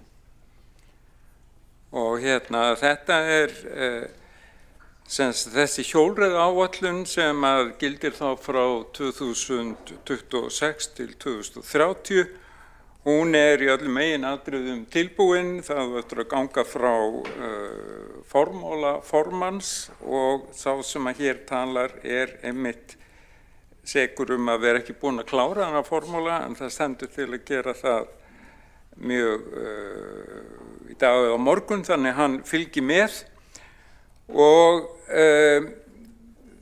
það þarf ekki að fara mörgum orðum það að ég gat þess nú hérna áðan hvað þessi hljóðláta bylting sem ég kallaði svo sem hefur orðið hér í Reykjavík varðandi hjólreiðar og það hefur rauninni bara við sem förum borgina í rauninni hvort sem við erum á fótgangandi í strætó eða á einkabílum eða hjólandi að það sjáum við það berum augum hvað margir fara á milli og líka hér á milli sveitarfélag og þannig skiptir svolítið miklu máli en fyrst var hjólreiðaáætlun fyrir Reykjavík samþykkt 2010 og þannig að síðan hefur hjólreiðaáætlunin nokkrum sinnum verið endurnýjuð og í þessu tilviki, í þetta sinn að þá sátu Í hópnum, stýrihópnum Hjálmar Sveinsson sem sé formaður, Aðalsteinn Haukur Sverrisson, Andrea Helgadóttir, Kjartan Magnússon og Sara Björg Sigurðardóttir og með hópnum störfuð einnig Grétar Mar Hreggviðsson, Kristín J. Eysteinsson og Magnús Ársælsson, en þeir eru starfsmenn umhverfisskipulagsviðs borgarinnar, en við gerð áætlunarinnar fékk hópurinn ráðgjöf frá Kófi verkfræðistofu sem hefur einmitt víðtæka reynslu af gerð hjólreiða áætlana út allan heim. Það svona grunnurinn, svona skipulagslegur og hugmyndafræðilegur grunnur að hjólreiðaáætluninni kemur rauninni fram í aðalskipulag Reykjavíkur sem ég myndist á hér áðan 2010 til 2030. Það sem einmitt lögð mikil áhersla á virkar vistvæna ferðamáta og þar haft í heiðri og það sérstaklega í þessari hjólreiðaáætlun sem hefur verið kallað samgöngupíramídinn sem gengur út á það að mesta áherslu ber einmitt að leggja á virka ferðamáta svo sem göngu og hjólreiðar. Það líka frábært upp á lýðheilsu. Og í öðru lagi almenningssamgöngur, strætó, borgarlína og samflot í einkabílum. Í fjórða lagi rafbílar og í fimmta og síðasta lagi eldsneytisdrifnir bílar. Þeir eru komnir hérna niður í neðsta sætið í forgangsröðuninni. Nú, markmið eða framtíðarsýn sem sett fram í þessari nýju hjólreiðaáætlun svo, eða nær til 2040, sjálf áætlun nær til 2030, en sem sagt framtíðarsýn til 2040 að þá verða lágmarki 50% allra ferða innan Reykjavík farnar með virkum ferðamótum og almenningssamgöngum, þar segja hjólum, fótgangandi og með strætó, borgarlínu þar með líka.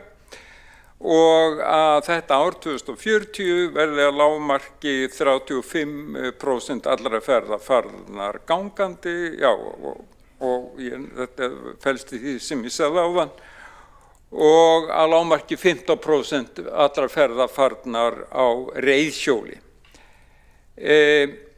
Og það felst þá líka í því að samgöngur og umferðin jú þannig á takmörkuðum gatnakerfi og stígakerfi borgarinnar, það kemst ekki endalaust fyrir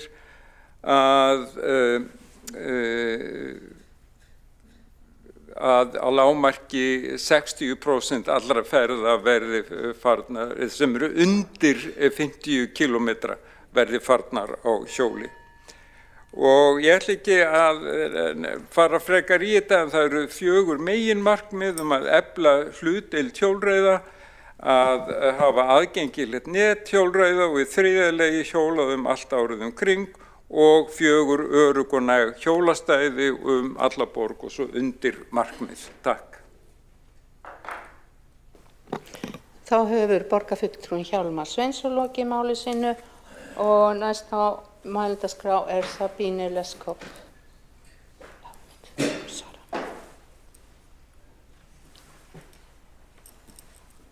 Já, forseti, ég ætla að tala undir fundargerðarskóla Frista hérna á Ráðsvör 27. mánuð og hérna apríl.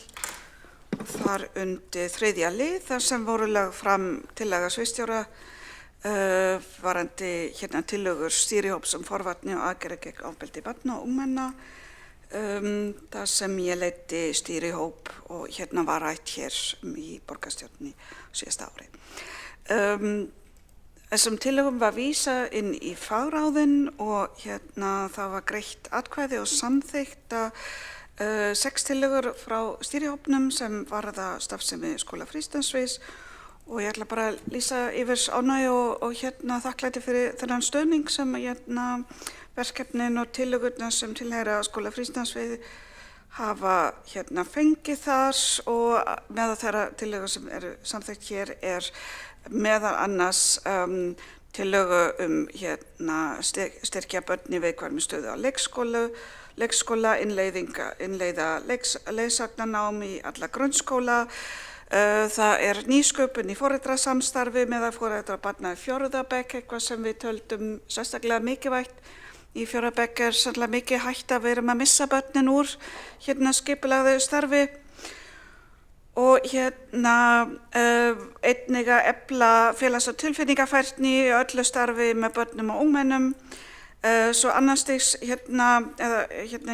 seinni hluta tillagna það sem ég vildi vekja sérstaklega athygli og það sértækt hópastarf fyrir börn á aldrinum 10 til 12 ára í viðkvæmri stöðu sem verður innleitt forgangsraða í þeim 5 félagsmiðstöðvum þar sem mest þörf talið og útrúlega mikilvægt við lögðum mikla áherslu og okkar fagfólk og allir í pólitík voru sammála okkur að leggja aðal áherslu á þennan aldurshóp.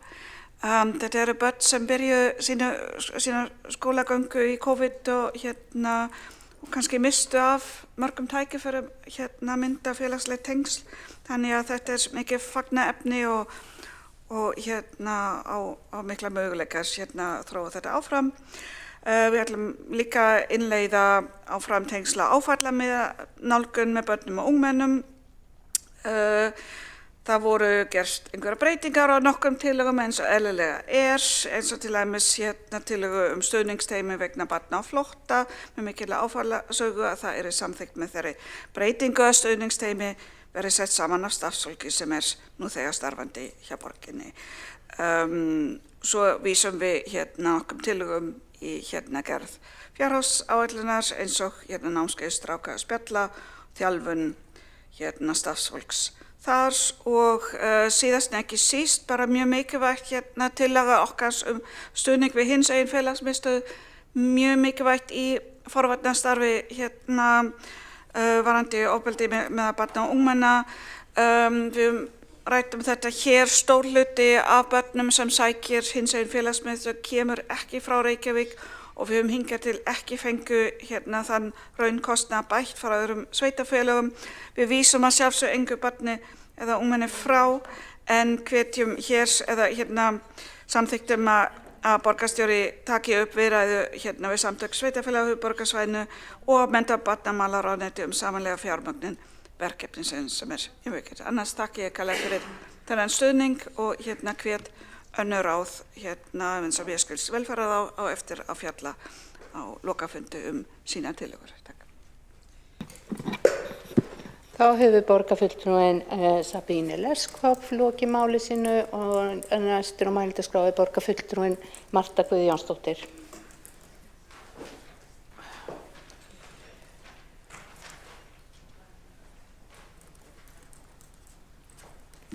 Forseti, ágætu borgarfulltrúar, ég tek til máls undir fundargerð umhverfis- og skipulagsráðs frá 29. apríl og ætla að byrja hér á öðrum dagskrárlið þar sem verið að heimila að hjólandi verði undanþeginn einstefnuakstri í tilteknum götum í Vesturbænum. Þetta getur alveg verið jákvætt mál í sjálfu sér en mikilvægt þó að hafa það í huga að slíkar tillögur feli ekki í sér að heimild til hjólreiða gegn einstefnu verði leyfð í þeim götum þar sem að það krefst fækkunar bílastæða. Því að nóg komið að fækkun bílastæða í borgarlandinu en fækkun þeirra hefur verið umtalsverð á síðustu árum eins og við vitum. Hér var samþykkt að fækka bílastæða með 3000 og það full mikið í lagt. Við viljum hverfa frá þeirri stefnu, við viljum fjölga bílastæðum. Þannig að verði slíkar heimildir leyfðar, þá verði að hjól megi fara gegn einstefnu, þá verði það í þeim götum þar sem ekki þarf að fækka bílastæðum. Nú síðan það þriðji dagskrárliður, þar sem verið að samþykkja að skipulagslýsing fari í auglýsingu á svokölluðum loftleiðareit. Það sem ég geri athugasemdir við það að þarna ofurþéttingaráform meirihlutans að þau virðast ekki eiga sér nokkur takmörk. Þarna var einn grænn blettur sem meirihlutin sá, það sem hægt var að tróða niður byggingum. og kalla þá lífsgæðakjarna. Lífsgæðakjarna við samgöngu æðar, sikkurum við þennan litla blett sem vart á stærð við umferðarey. Og markmiðið með slíkri uppbyggingu á þessum stað augljóslega svo að þrengja enn og aftur að Reykjavíkurflugvelli. Enda gæti uppbygging á þessu svæði haft áhrif á Reykjavíkurflugvöll, bæði nothæfistöður og rekstrarhæfi vallarins. En við í Miðflokknum, í borgarstjórn Reykjavíkur, getum ekki fallist á uppbyggingu í nágrenni flugvallarins eða við flugvöllin sem skerðar nothæfistöðulinn eða rekstrargrundvöll vallarins. Vildi bara ítreka það. Við höfum margoft farið yfir þetta mál hér í sal borgarstjórnar á þessu kjörtímabili og ég vil bara minna enn og aftur á það að við verðum að gæta þess að engin uppbygging við flugvöllin eigi sér stað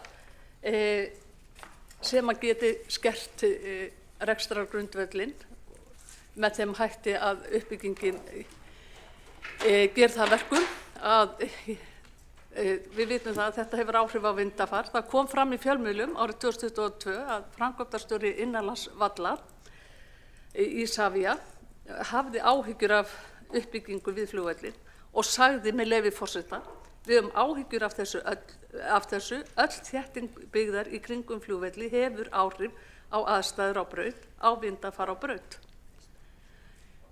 Þetta framkvæmdastjóri innanlandsflugvalla Isavia sem að tala svona.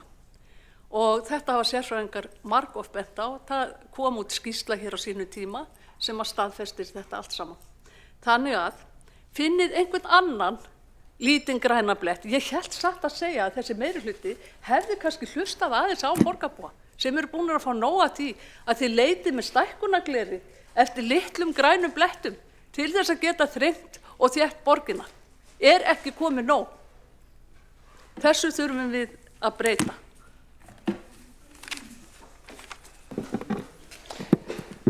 Þá hefur borgarfulltrúinn Marta Guðjónsdóttir lokið máli sínu og hafa 2 borgarfulltrúar óskað eftir að veita andsvar og fyrst veitir andsvar borgarfulltrúinn Þórdís Lóa Þórhallsdóttir. Já, forseti, takk fyrir það. Ég hjó eftir því að borgarfulltrúinn talaði umferðareyju og lífsgæðakjarna. Ég má til með að spyrja borgarfulltrúann, hvað finnst henni lífsgæðakjarnan í Mörkinni?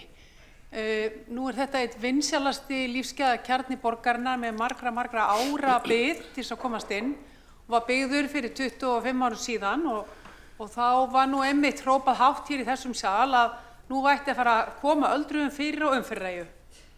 Og þetta var sannlega umferðareyja þá, því að þetta var á milli götunar sem liggur hérna beint í framhaldi af Suðurlandsbrautinni og Miklubrautar og dramatísk voru orðin þá og þarna voru líka fögur stytta ef þið munið svo langt aftur, þið googlið það bara. En í dag þetta einn vinsælasti lífsgæðakjarni borgarinnar, þannig að ég spyr, þetta eitthvað öðruvísi en það sem að fyrirhugað við flugvöllin? Það kannski bara flugvöllurinn sem að fyrir taugarnar á borgarfulltrúanum eða það í alvörunni lífsgæðakjarnin? Þá hefur borgarfulltrúinn Þórdís Lóa Þórhallsdóttir lokið við að veita andsvar. Svarar þá andsvari borgarfulltrúinn Marta Guðjónsdóttir. Forseti, ágætu borgarfulltrúar, þétting hvar svo sem hún á sér stað við umferðaræðar finnst mér ekki vera réttlætanleg. Við vitum að þetta hefur áhrif á heilsu þeirra sem að þar búa, bæði hávaðamengun og svifryksmengun og ónæði fyrir íbúana sem að þar búa. Hvað var það flugvöllin? Nei, það hefur ekkert sérstaklega með hann að gera, annað en það að þetta mun hafa áhrif á rekstrargrundvöll flugvallarins og nothæfistöðulans og þetta pínu lítill blettur. Og ég fór þarna bara í fyrrakvöld framhjá með gesti, var að fara út að borða og benti á hana blett og þessu nei, nú segir ekki satt Marta, það getur ekki verið að byggja á þessu bletti. Þetta er upplifun borgarbúa á leit meirihlutans að litlum bletti með stækkunargleri hér alla borg til þess að tróða niður byggingum. Það er öfugmæli að kalla þennan reit að þetta sé lífsskeiðakjarni sem að það á að vera. Já, þá hefur borgarfulltrúin Marta Guðjónsdóttir lokið við að svara andsvari. Veitir þá borgarfulltrúin Þórdís Lóa Þórhallsdóttir andsvar öðru sinni. Já, forseti, takk fyrir það. Sem sagt borgarfulltrúin þá að segja að þeir sem búa í Mörkinni og þeir sem eru á biðlista í Mörkinni búi við slægari lífsskilyrði heldur en aðrir út af umferðarmengun og hávaða. Er það sem borgarfulltrúin er að segja? Þá hefur borgarfulltrúin Þórdís Lóa Þórhallsdóttir lokið við að veita andsvar öðru sinni. Svara þá borgarfulltrúin Marta Guðjónsdóttir. Forseti, ágætu borgarfulltrúar, þetta er ekki alveg samanburðarhæft. Sérstaklega með tilliti til þess að Mörkin er töluvert fjær stofnbrautinni en þessi litli blettur þarna við flugvöllinn, við loftlega reitin og ekki hægt að bera það saman. Þetta er útúrsnúningur. Þá hefur borgarfulltrúin Marta Guðjónsdóttir lokið við að svara andsvari öðru sinni og næstur til að veita andsvar er borgarfulltrúin Hjálmar Sveinsson. Já, þetta er forvitnileg orðaskipti. Ætli það sé ekki svona 60-70.000 bílar á sólarhring sem að keyra fram hjá dvalarheimilinu þarna við Mörkina. Það er svona 100 sinnum meiri heldur en á flugvallavegi og það er keyrt mjög hratt. En ég ætlaði að spyrja út á orðum borgarfulltrúans samtífist nothæfisstuðul. Það voru uppi stórur það að nothæfisstuðull Reykjavíkurflugvallar myndi hrapa niður úr öllu valdi við uppbyggingu byggðarinnar við Hlíðarenda. Það hefur ekki gerst, heldur er hann ennþá mjög hár. Þess vegna langar mig að spyrja borgarfulltrúan hvort hann getur frætt okkur því hver er nothæfisstuðull Reykjavíkurflugvallar í dag í prósentum miðað við nothæfisstuðurinn á Ísafirði, Akureyri og Vestmannaeyjum og kannski Egilsstöðum líka. Þá hefur borgarfulltrúin Hjálmar Sveinsson lokið við að veita andsvar. Svara þá andsvari borgarfulltrúin Marta Guðjónsdóttir. Forseti, ágætu borgarfulltrúar, það er athyglisvert að borgarfulltrúin skuli spyrja mig prósentur nothæfisstuðulinn því að hann virðist vera alveg sérfræðingur í málefnum sem snúa að Reykjavíkurflugvelli. Við vitum það að þetta mun hafa áhrif á nothæfisstuðulinn. Við vitum það að öll uppbygging nálægt flugvellinum mun hafa áhrif á rekstrargrundvöll vallarins. Það sýna skýrslur, það hafa fræðimenn sýnt fram á og það þarf ekki meira vitnanna við. En Hjálmar Sveinsson ber alltaf höfuðið við steininn í þessu máli, neitar að hlusta á rök, neitar að lesa skýrslur og trúa því sem það er sagt. Þá hefur borgarfulltrúin Marta Guðjónsdóttir lokið við að svara andsvari. Veitir þá andsvar öðru sinni borgarfulltrúin Hjálmar Sveinsson. Já, forseti, mér finnst þetta nú koma úr alhörðustu átt. Það er mjög auðvelt að lesa sér til hver nothæfisstuðull til dæmis Reykjavíkurflugvallar. Það er mjög auðvelt. Hann var 98%, er komið 97%. Og það vill svo til að ég reyni að setja mig inn í þau mál sem að ég fjalla hér í borgarstjórnarsal og borgarfulltrúin mætti gjarnan gera slíkt hið sama því að hérna fullyrðir hún nothæfisstuðul en veit greinilega ekkert hann. Það er alveg furðulegt sko. Þá hefur borgarfulltrúin Hjálmar Sveinsson lokið við að veita andsvar öðru sinni. Svarar þá andsvari borgarfulltrúin Marta Guðjónsdóttir. Forseti, góði borgarfulltrúar, borgarfulltrúin Hjálmar Sveinsson virðist aldrei geta komið upp í ræðu eða upp í andsvörum öðru sem að vera með skítkast. Segja fólk seti sig inn í hlutina. Ef einhver hefur sett sig inn í flugvallamálin, þá er það ég. Og ég veit alveg að nothæfisstuðullinn er 98%.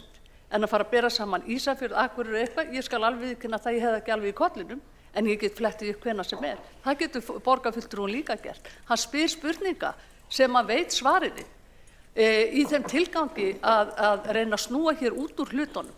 Þetta er ekki boðleg samskipti hér í borgarstjórnarsalnum og ég bara hvet borgarfulltrúann til þess að biðjast afsökunar á því. Hann gerir ekki annað hér og hefur ekki gert annað hér þann tíma sem hann hefur setið í borgarstjórn en að dæma hvernig ræður fólk flytur, hvort það eru góðar eða slæmar og hvernig ansvör fólk gefur og fellur einhverja dóma um það. Þá hefur borgarfulltrúa Marta Guðjónsdóttir lokið við að svara andsvari öðru sinni. Forseti hvetur borgarfulltrúa að virða ræðutíma. Óskar borgarfulltrúa að gera athugasemdir fundarsköpu. Með leyfi forseta við að bera mig sakir, sko. Af því að það var jú borgarfulltrúin Marta Guðjónsdóttir sem fór að tala að ég, Hjálmar Sveinsson, væri sífellt að berja höfðinu við steinin. Og það finnst mér undarleg upphaf af samræðum okkar á milli. Já, þá hefur borgarfulltrúin Hjálmar Sveinsson lokið við að bera af sér sakir og þá er andsvörum lokið undir þessari ræðu og næstur á mælendaskrá er borgarfulltrúin Sara Björk Sigurðardóttir. Forseti, ágæta borgarstjórn, tekið til máls undir fundargerð umhverfis- og skipulagsráðs frá 29. apríl, 10. dagskrárlið. 10. dagskrárlið. Heildarendurskoðun Mjóddar. Okay. Í samstarfsyfirlýsingu Samfylkingar, Pírata, Sósíalistaflokksins, Vinstri grænna og Flokks fólksins kallað eftir var samþykkt að gera heildarendurskoðun á Mjódd. Hún var sett á dagskrá. Og tillögur fyrir vinnuna liggja fyrir fundinum hérna inn í fundargerðinni. Mjóddin er nefnilega miðja höfuðborgarsvæðisins, hvort sem ykkur líkar það betur eða verr. Þá er Breiðholtið mjög miðsvæðis. Þetta svæði geymir fjölmennustu skiptistöð strætó á landinu, liggur nálægt 2 stórum umferðarmiðum, Breiðholtsbraut og Reykjanesbraut, þar sem fara á annað 1000 bílar daglega. Þangað sækir fjölda fólks þjónustu, fjölbreytt atvinnustarfsemi á svæðinu, en umræða ásýnd og stöðu Mjóddar og nánasta umhverfis hennar hefur verið áberandi síðustu misserin. Þættir sem komin á aðstöðu, aðbúnað, öryggi, ásýnd á svæðinu sem íbúa hverfisins, viðskiptavinir, verslunar og þjónustu ásamt farþegum, skiptistöðarinnar hafa ítrekað kallað eftir úrbótum á. Hluti af vinnu hópsins var að eiga samtal við hagaðila svæðið og nálgaðist stýrihópurinn það með sama hætti og uppleggið af vinnunni, en talað var við hagaðila, ungmenni í ungmennaráðum, fulltrúa úr foreldrasamfélaginu, rekstraraðila, svæðisfélagsins í Mjóddinni, lóðarhafa ásamt fagfólki sem kom frá umhverfis- og skipulagssviði, skóla- og frístundasviði, ásamt samgöngusérfræðingum frá Vegagerð, Betri samgöngur og Samgönguráðuneytinu. Lagt var upp með að skipta verkefninu í þrennt, tillögur og úrbótum strax, úrbæti sem eru unnu fljótlega og svo að lokum framtíðarsýn svæðisins. En dæmi aðgerðir strax sem eru aðgerðir sem snúa öryggi, lýsingu, gringun trjáa og eitthvað sem var hægt að gera. Næstu aðgerðir, næstu misserin voru til dæmis endurhöfn skiptistöðar, bætt aðstæða fyrir gangandi og hjólandi og ákall að fari verði í skóla- og frístundasvið, fari í sviðsmyndagreiningu á þróun og tækifærum í skólum og frístundamálum í hverfinu. En svo er það framtíðarsýnin til langs tíma, þar sem að Mjóddin er endurhugsuð, endurhönnuð og endurbyggð sem borgarþróunarverkefni með alþjóðlegri hugmyndasamkeppni, þar sem blöndubyggð, mannvænum borgarrýmum er blandað saman með sterkum tengingum við nærumhverfið. Þannig gegnum gangandi þráður í þessu samtali við hagaðila og grasrót hverfisins voru á þessum þáttum. Fyrsta lagi að svæði þyrftu algjörða endurhönnun og uppstokkun að halda. Í öðru lagi töluðu allir hópar skiptistöðuna, bæði ytra umhverfi og innra. Og að lokum voru það málefni skóla og frístundar sem höfðu bara svolítið svona skiptu hagaðilana máli. Mikil sóknarfæri liggja í því að endurhugsa og umbreyta Mjódd í mannvænt borgarumhverfi sem laðar að sér fleira fólk, meiri fjárfestingu og blómlegt atvinnulíf. Það er ekki bara mikilvægt fyrir ímynd hverfisins að ráðast verði í alþjóðlega hugmyndasamkeppni sem að mótar og þróar svæðið til framtíðar, heldur líka fyrir íbúana, okkur sem búum þarna, skólasamfélagið, atvinnuþróun í borgarinnar og tilverði ný og betri Mjódd, meiri og betri Mjódd. Og ég að segja þetta einu sinni enn, nei. Ég ætla að segja að hópurinn gerði svona óvísindilega íbúakönnun sem var alveg haft 700 einstaklingar að með minni svöruð og skilaboðin voru skýr.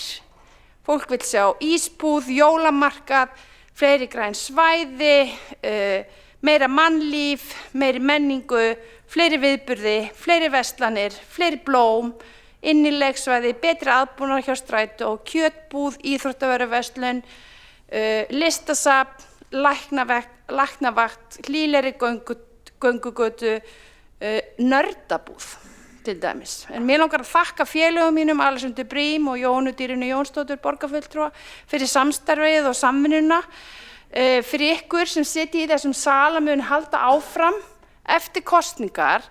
Þessar tillögur sem liggja fyrir fundinum eru ykkar að taka áfram og hlusta á vilja íbúa í Breiðholti í eitt skipti fyrir öll. Við viljum öll meir og betri Mjódd strax. Ekki eftir 10 ár, ekki eftir 20 ár. Ég á ekki þurfa að koma hér aftur og gefa kost á mér þannig að meiri og betri Mjódd verði að veruleika. Takk.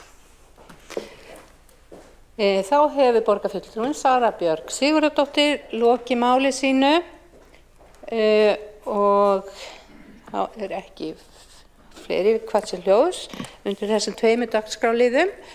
En forseti vill leita þá afbrigða til að taka á dagskrá fundargerð borgarráðs frá 30. apríl síðastliðnum og þarf ég þá að kalla inn til að vantar einhver í salinn. Og meðan við bíðum eftir borgarfulltrúum þá vil forseti hvetja ykkur til að senda inn bókanir. Það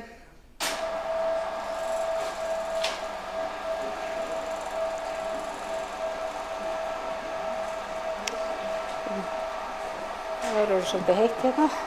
Já, takk. Það eru allir borgarfulltrúar.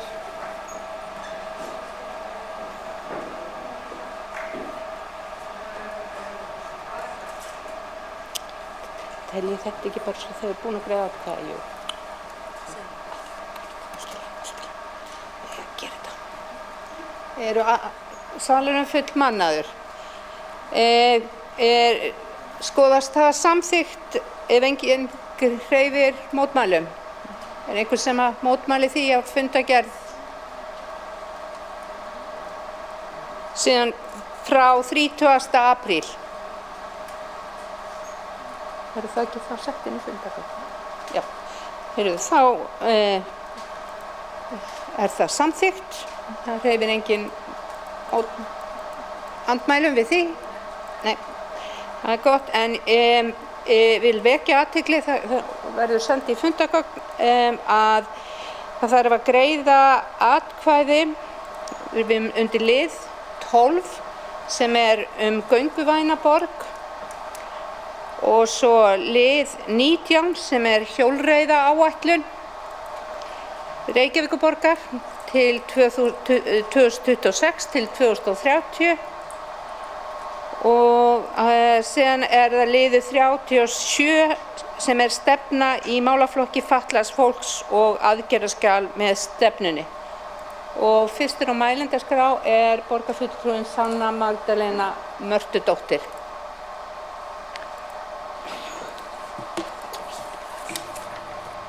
Forseti og borgarstjórn, ég kem upp undir fundargerð borgarráðs frá 30. apríl, lið númer 37 sem er bréf velferðarsviðs samanber samþykkt velferðarráðs frá 15. apríl á tillögum stefnu í málaflokki fatlaðs fólks og tillögum aðgerðaskjal með stefnu í málaflokki fatlaðs fólks ásamt fylgiskjölum.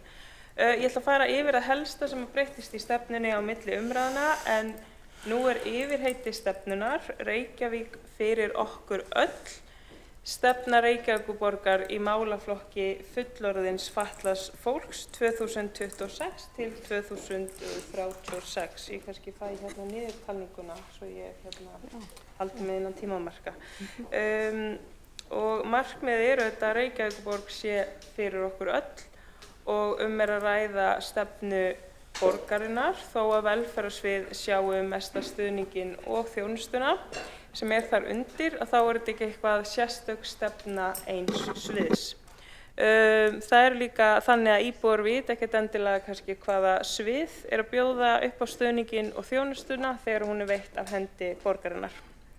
Við tökum líka sérstaklega fram að sé að ræða stefnu fullorðið fatlað fólk, en það kom fram í umræðinni að fólk saknaði þess að fjallað væri fötluð börn, en í raun það utan okkar sviðs hjá velferðarsviði og velferðarráði að geta farið vel í þá vinnu og nefnum við því sérstaklega í stefnunni að það sé mikilvægt að sérstök stefna ásamt aðgerðaáætlun sem varðar fötluð börn verði sett fram hjá unnin af öðrum sviðum Reykjavíkurborgar þar sem að þau hafa meiri sérþekkingu og svo þar auki þá voru þeir aðilar sem best þekkja til í þeim málefnum ekki í hópnum sem að var að móta þessa stefnu.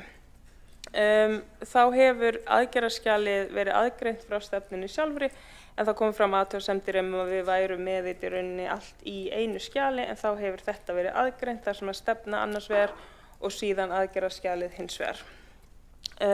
Vegna réttmætrar ábendingar að eftirfylgd ætti að vera í samstarfi við samráðshóp borgarinnar í málefnum fatlaðs fólks, þá höfum við skert á því að við innleiðingu á stefnumótun og eftirfylgd aðgerðaáætlunar verður samráð haft við viðeigandi aðila eftir því sem við á. Og svona með leyfi forseta þá ætla ég að fá að lesa úr gögnum málsins sem að kjarna störf hópsins og næstu skref. Með leyfi forseta að þá ekki lögð fram tímasett og kostnaðarmetin aðgerðaáætlun samhliða stefnunni. Stýrihópurinn lagði áherslu á að móta heildstæða stefnu og skilgreina megináherslur og aðgerðir á stefnumarkandi stigi fremur en að útfæra ítarlega aðgerðaáætlun á sama tíma. Samhljómur var innan stýrihópsins að aðgerðaáætlun ætti að taka til skemmri tíma en stefnan sjálf sem nær yfir 10 ára tímabil. Með því móti skapast betri forsendur til að bregðast við breyttum aðstæðum, þörfum notenda og forgangsröðun. Lagt því til að skrifstofu málefna fatlaðs fólks á velferðarsviði verði falið að vinna tímasetta á kostnaðarmetna aðgerðaáætlun á grundvelli þeirra áherslna og aðgerða sem framkoma í stefnunni. Við þá vinnu verði lögð áhersla á skýra forgangsröðun, skilgreiningu ábyrgðaraðila og raunhæfa tímasetningu aðgerða í samræmi við fjárhagsramma og þróun þjónustunnar hverju sinni. Með þessari nálgun tryggt að stefnan haldi stefnumarkandi gildi sínu til lengri tíma. Sama tíma aðgerðaáætlun verður lifandi verkfæri sem hægt að endurskoða og uppfæra reglulega í takt við þarfir og aðstæður. Meginmarkmið stefnunar að tryggja að fatlað fólk geti lifað sjálfstæðu og innihaldsríku lífi á eigin forsendum og tekið virkan þátt í samfélaginu, leggur áherslu á mannréttindi, jafnræði, valdeflingu og einstaklingsmiðaða þjónustu sem tekur mið af fjölbreyttum þörfum og þá lýkur þessari tilvitnun. Ég vil taka fram að starfið með hópnum var mjög ánægilegt. Það mjög mikilvægt að fólk sem þekkir til komi að þessari stefnumótun. Það fróðlegt og ánægilegt að vinna saman í hópnum og í rauninni þetta þá tvær tillögur, annars vegar tillaga að samþykkja stefnuna og hins vegar að velferðarsviði þá verði falið að vinna tímasetta og kostnaðarmetna aðgerðaáætlun á grundvelli þeirra áhersla og aðgerða sem framkoma í aðgerðaskjali með stefnu. Öll gögnin fylgja með í þetta sjá þetta í fundargerð borgarráðs í einum pakka þarna, öll fylgiskjöl og ég vonast til að bæði verði samþykkt. Takk fyrir. Þá hefur borgarfulltrúin Sanna Magdalena Mörtutóttir lokið máli sínu og næstur á mælendaskrá Kjartan Magnússon.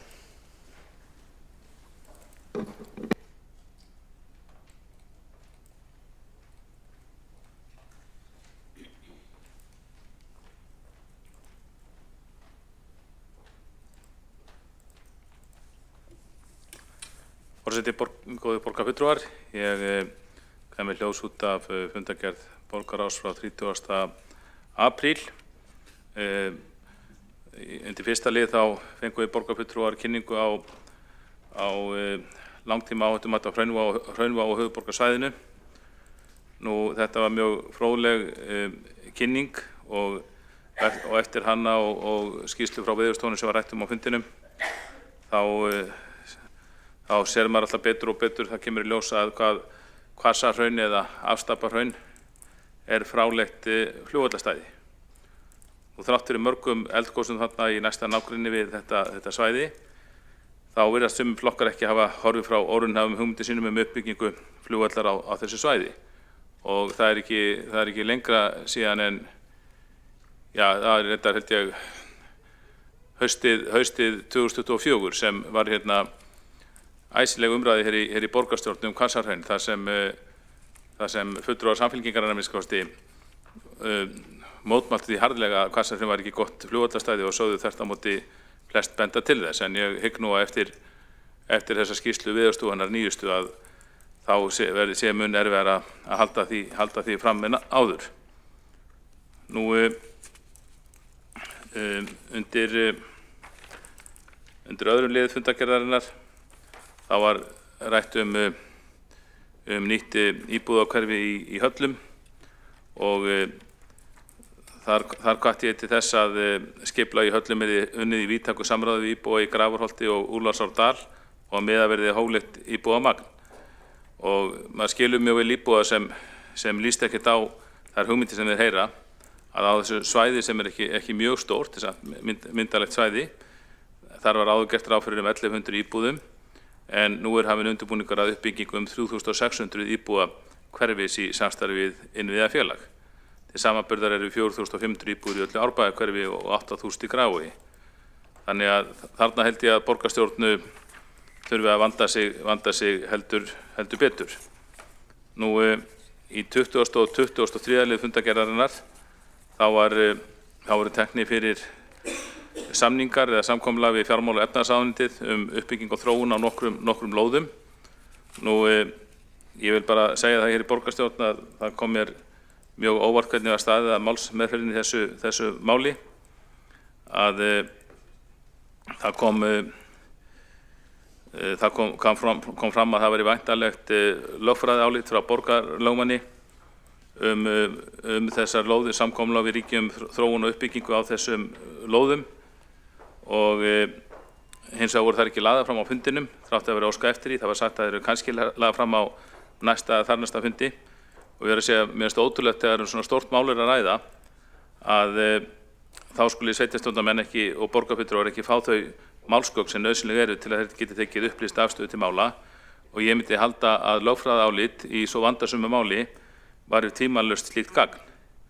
Eðlilegt hefur verið að bíða með afgreiðslu þar til fulltrúum í borgarráði hefur verið gefinn kostur á að kynna sér þessi gögn, og þá gagnið heitir umsögn borgarlögmanns uppbyggingar samkomulag lóðanna Laugavör 164-66, Borgartúns, Guðrúnartúns og Grensásvegar, Seljavegar og Laugarnesvegar.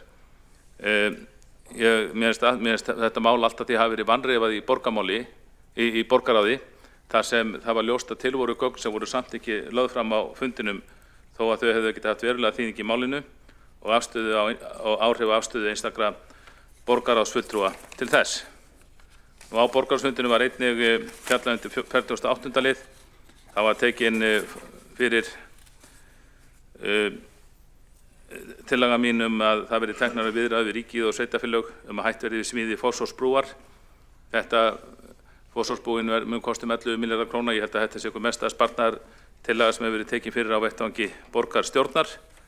En því miður tillögunni var vísað frá að tillögu fulltrúa Sjálfstæðisflokksins, og mér finnst leitt að slíkri tillögu skuli vera hafnað án skoðunar af vísu stuðningsflokkum borgarlínu verkefnisins, Sjálfstæðisflokksins og vinstri flokkana, enda hefur aldrei verið meira þörf á aðhaldi í opinberum fjármálum en nú.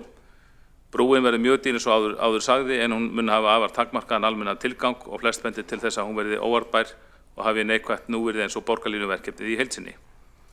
Það eru margar aðrar framkvæmdir sem eru arðsamar og eru þarfar, en þessi brú virðist hafa helsta verkefni að vera eins konar flaggskip eða krúnutjást borgarlínu verkefnisins. Kjartan Magnússon, borgarfulltrúi, hefur lokið máli sínu og ekki hafa fleiri hvassir hljóðs undir þessum lið og göngum við þá til atkvæðagreiðslu.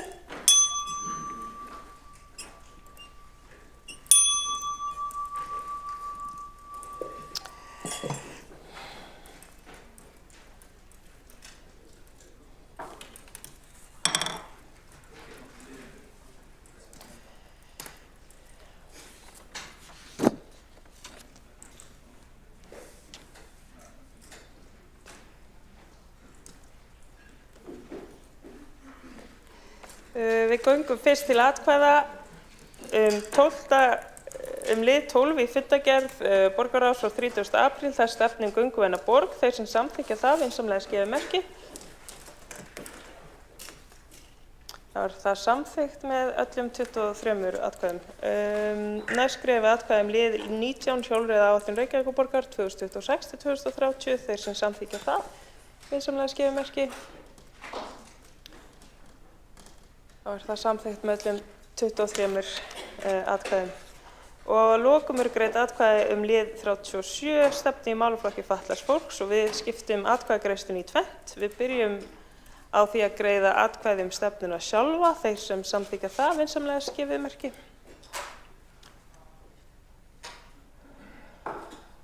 Það er samþykkt með öllum 23 atkvæðum borgarstjórnar. Og svo greiðum við atkvæði aðgerðaskjal með stefnu í málaflokki fatlaðs fólks og þeir sem samþykkja vinsamlegast gefa merki.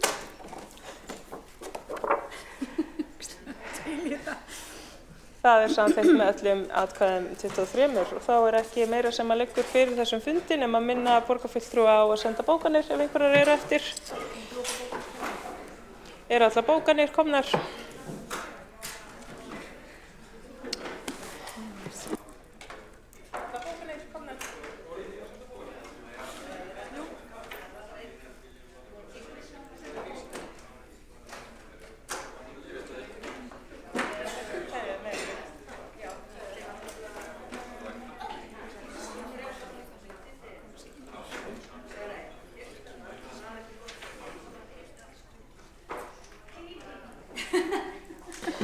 Þá er bara kveðja borgarstjórn með kveðju úr bókinni Góðri. Bókin opnaðist á eftirfarandi orðum: eftir skúr kemur skin. Takk fyrir samfylgdina og fundi er slitið klukkan 17:23.